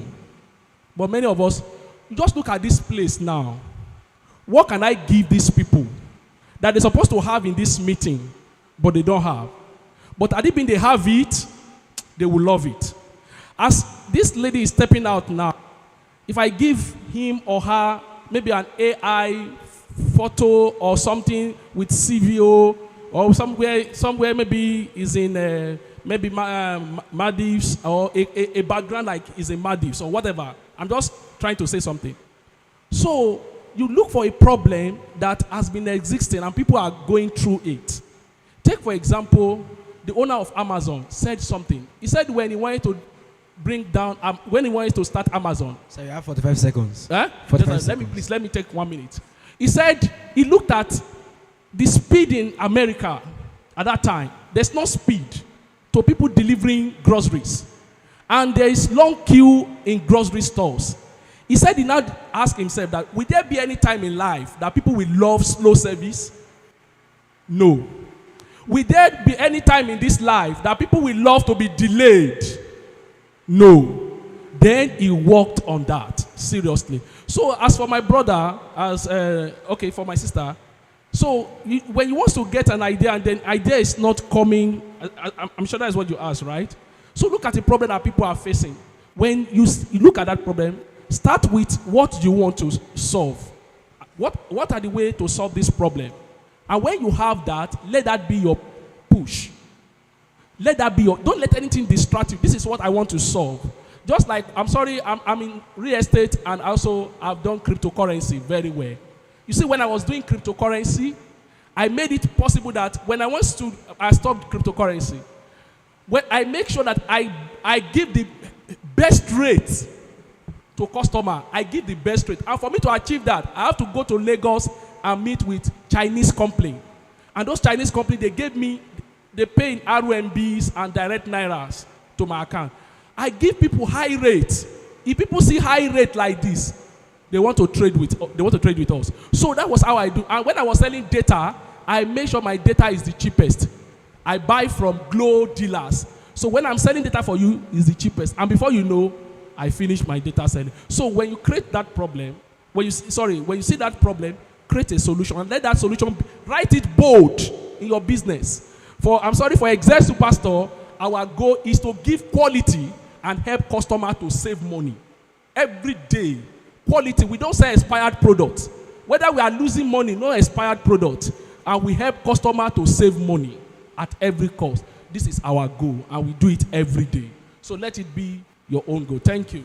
Thank you very much, sir. Sir, please, before I go to my question, I still have another question for him concerning business. Okay, now, as a business person, when you are offering a service or you are making something, for instance, and you know the worth of what you are making or like the quality of what you are making, but you feel the people around you, it feels as though they cannot afford that quality of what you are making. So what do you advise, sir, as a business person? Is it you reducing your quality to meet their standards, or I don't know if you get what I'm saying, or reducing your price to meet their standard. And most times when you reduce your price, it's as if you are going to run at a loss. So, sir, as a business person, what is your advice or your take on that? Thank you. So, in that, don't reduce your quality and don't reduce your price. What you do is say, well, then people will go away. No, what you do is that you create a small pocket for people that have small pocket. I would like a small price for people that have small pocket. Take for example, there is Zatek chicken. Zatek chicken costs 10,000 naira. If you want to buy like 2 kg, but there's some people that cannot buy 10,000 naira at a go, like a student like you won't want to buy that. So what we do is that we remove all the chicken from the Zatek bag and cut it into different sizes and remove it. Okay, there's one of 2K for urgent soup. Exactly now. Or the one of 1,000, the one of this thing. So when people come and they still see that same Zatek chicken at that same price, they will buy. The same taste, the same quality, but at a lesser price. You are not running a loss at that time. Only you are trying to give them more. You are trying to give people with small pockets. That was what, okay. That was what we started doing in our business then. If a person wants to buy land, big land, just like our guy here, real estate, in Lagos today, they will tell you there is 300 square meter. Am I correct, sir? Yes. If you want to just build small house, maybe you are a low income earner, they give you small. If you are big in Benin today, you can buy 50 by 50. You can buy 50 by 100, depending on your pocket size. So at that time, in our business, we don't reduce quality at all. There are cheaper ways to get that quality, to get those things, but we don't reduce quality. Neither do we reduce price. But we reduce price when we see that the cost of those items have gone down. We don't hesitate, immediately we drop the price, but still in profit. Thank you very much, sir. So can I go on with my questions now? You've not asked the question. Question. Okay, just ask one question. Okay, no problem. Okay, you have answered the question before, but I just want you to What's your name? Precious. Maybe you enroll for master class. You have a lot of questions.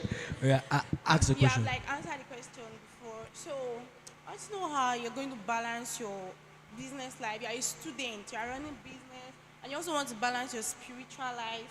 It seems difficult. Then he said something about if you want to succeed, you have to drop your phone. And me now, as I'm doing business, I cannot drop my phone. And I've noted seriously that phone is one of my biggest distractions. But if I say I should keep my phone for like 2 days, 3 days, it's as if I'm going to miss out in the biggest things happening. Do you understand? So that's my question, sir. How do is it keep on carrying the phone, drop the phone, balance my study life, spiritual life, and business life, everything to be running smoothly on a scale? Let me say this. If you cannot conquer your phone, you will not be able to conquer your world. Do you get that? I think my mom was telling me something. She said, Victor, please, can you resume something? Those that know me, it was after my exam, before my exam, I off my phone every Tuesday, 24 hours. I learned it from Charlie. Late Charlie. How many of you know Charlie Car? You know Charlie? 24 hours. And Tuesday is one of the days that my pastor will call me, this thing will call me. I say in class, they will say, check your constitution and your phone. My phone is in my pocket. I will not even touch it. The reason it's in my pocket because I'm going to vigil. And I will not come to the hostel again. If I'm not going for vigil, I keep it in my hostel. I'm unreachable on Tuesday. My brother had his birthday on Tuesday. For where? My dad had his birthday on Tuesday. For where? He even called me and said, I know you will not call me. I know you will call me on Wednesday. I know you don't on your phone. The day he called me and my phone went on Tuesday, he said, I just said, let me try you. Why did you on your phone today? You have to gain control over it. It does not matter whether you are working with your phone, you are a business. If you don't control, if you can't conquer this thing, you can't conquer your world. Do you get that now? So I want Mr. Paul to say something and we are done. if I want to say anything, it will be as if I'm contradicting. But I have a personal belief that once you are 20s, you don't have business with work-life balance. It's contradicting, to what we've been saying. But I just have a personal belief that once you're in your 20s, you don't have work-life balance. You're not talking about balancing. To remove balancing, I'm talking about working. Leave that. But for me, it's a personal belief.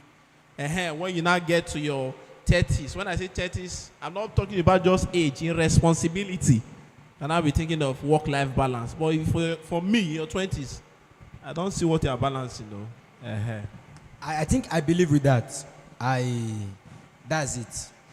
But people won't believe it, though. They won't agree. You've not attained much. God rested on the 7th day. Oh. Yeah, you've not attained much. I just believe do what you ought to do when you need to do it. Some people, their parents have laid foundation for them. They just come and study anything. I remember my proprietor warned me when I was SS2, Mr. Isibo. He called me and said, "You see this boy, Uzwanya? His father have sheeps, not car, sheeps. Every time we want to read the ball, we say, let's go and play PS. I don't know how to play PS, but I love football. We say, let's go and play ball." He said, at SS2, where he will work, they just put somebody in that managing office just to be managing until any day is ready. His younger brother started driving at 12. Because why? Cars are parked at home. Nobody saying, don't drive it, don't break it. You now want to compare yourself to that boy. You that came from the backside of the desert. They are trying to balance it. Okay, right now you're not even sending money home. Work, read. All of them, go on back. Do all of them together. And you will achieve what you were born to achieve. And if you have the positive mindset, you understand that you have to take responsibility and you do what you ought to do, not what people are doing. I think what saved me was I learned that my life is compared to my destiny and not my neighbor. What you ought to do, you get to the top. Thank you very much as we come to the end of this panel session. Thank you very much. As our panelists go back to their seats, can you put your hands together for them? You are not clapping, no.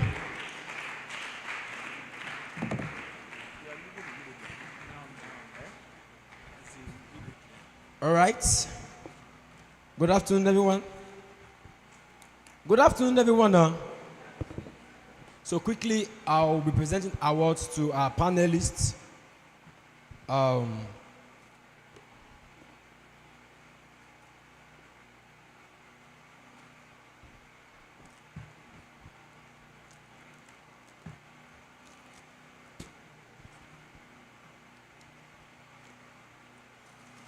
And first, we are having Mr. Osia Oluwafemi.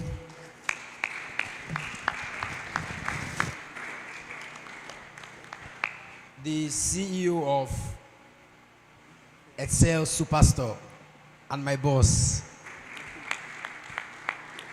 Thank you very much, sir.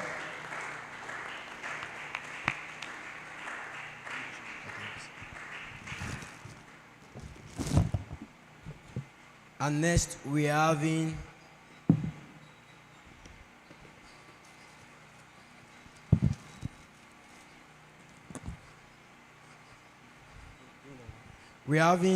Mr. Paul. In recognition of his excellence in leadership, honoring our invitation as a panelist in the TLC.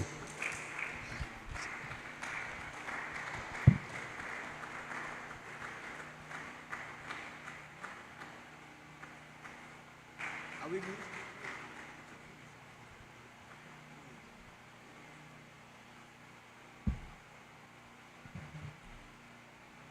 You help me.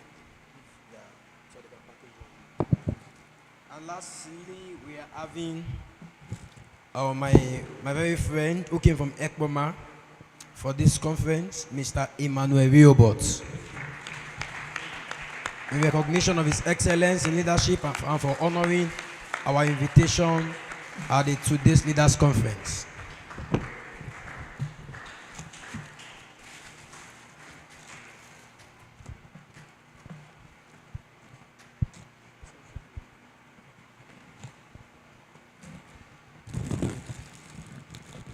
Can you put your hands one more time for them?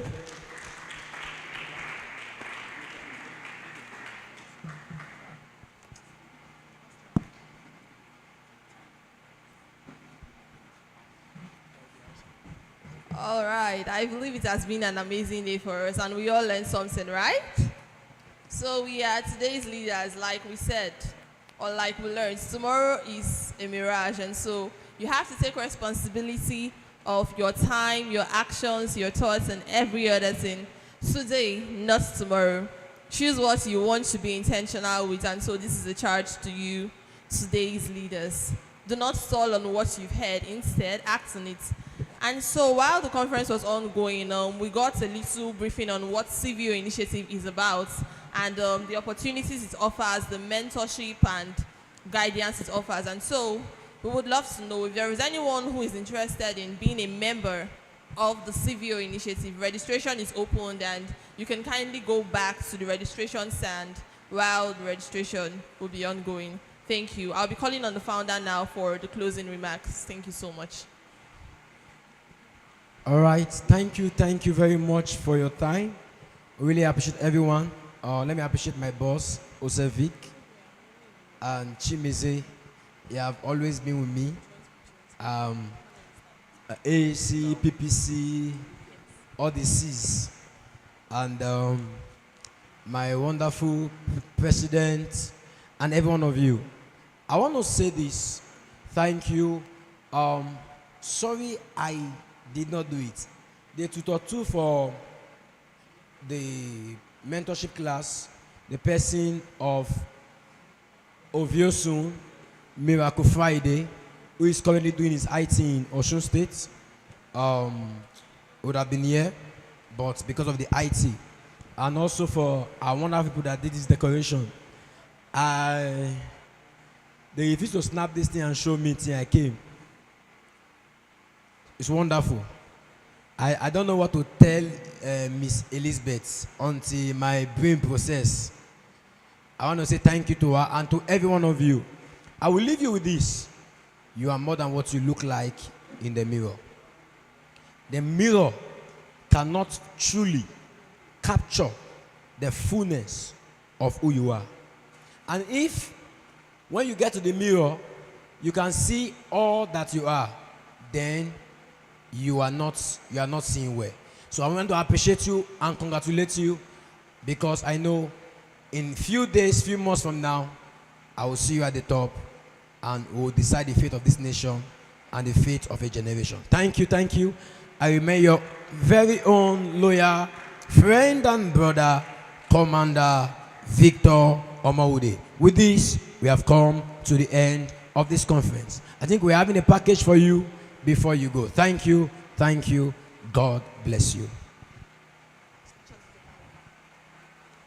All right, thank you, everybody. And we've come to the end of today's leaders conference. Kindly take your welfare package as you go. Thank you. And you can continue your networking session if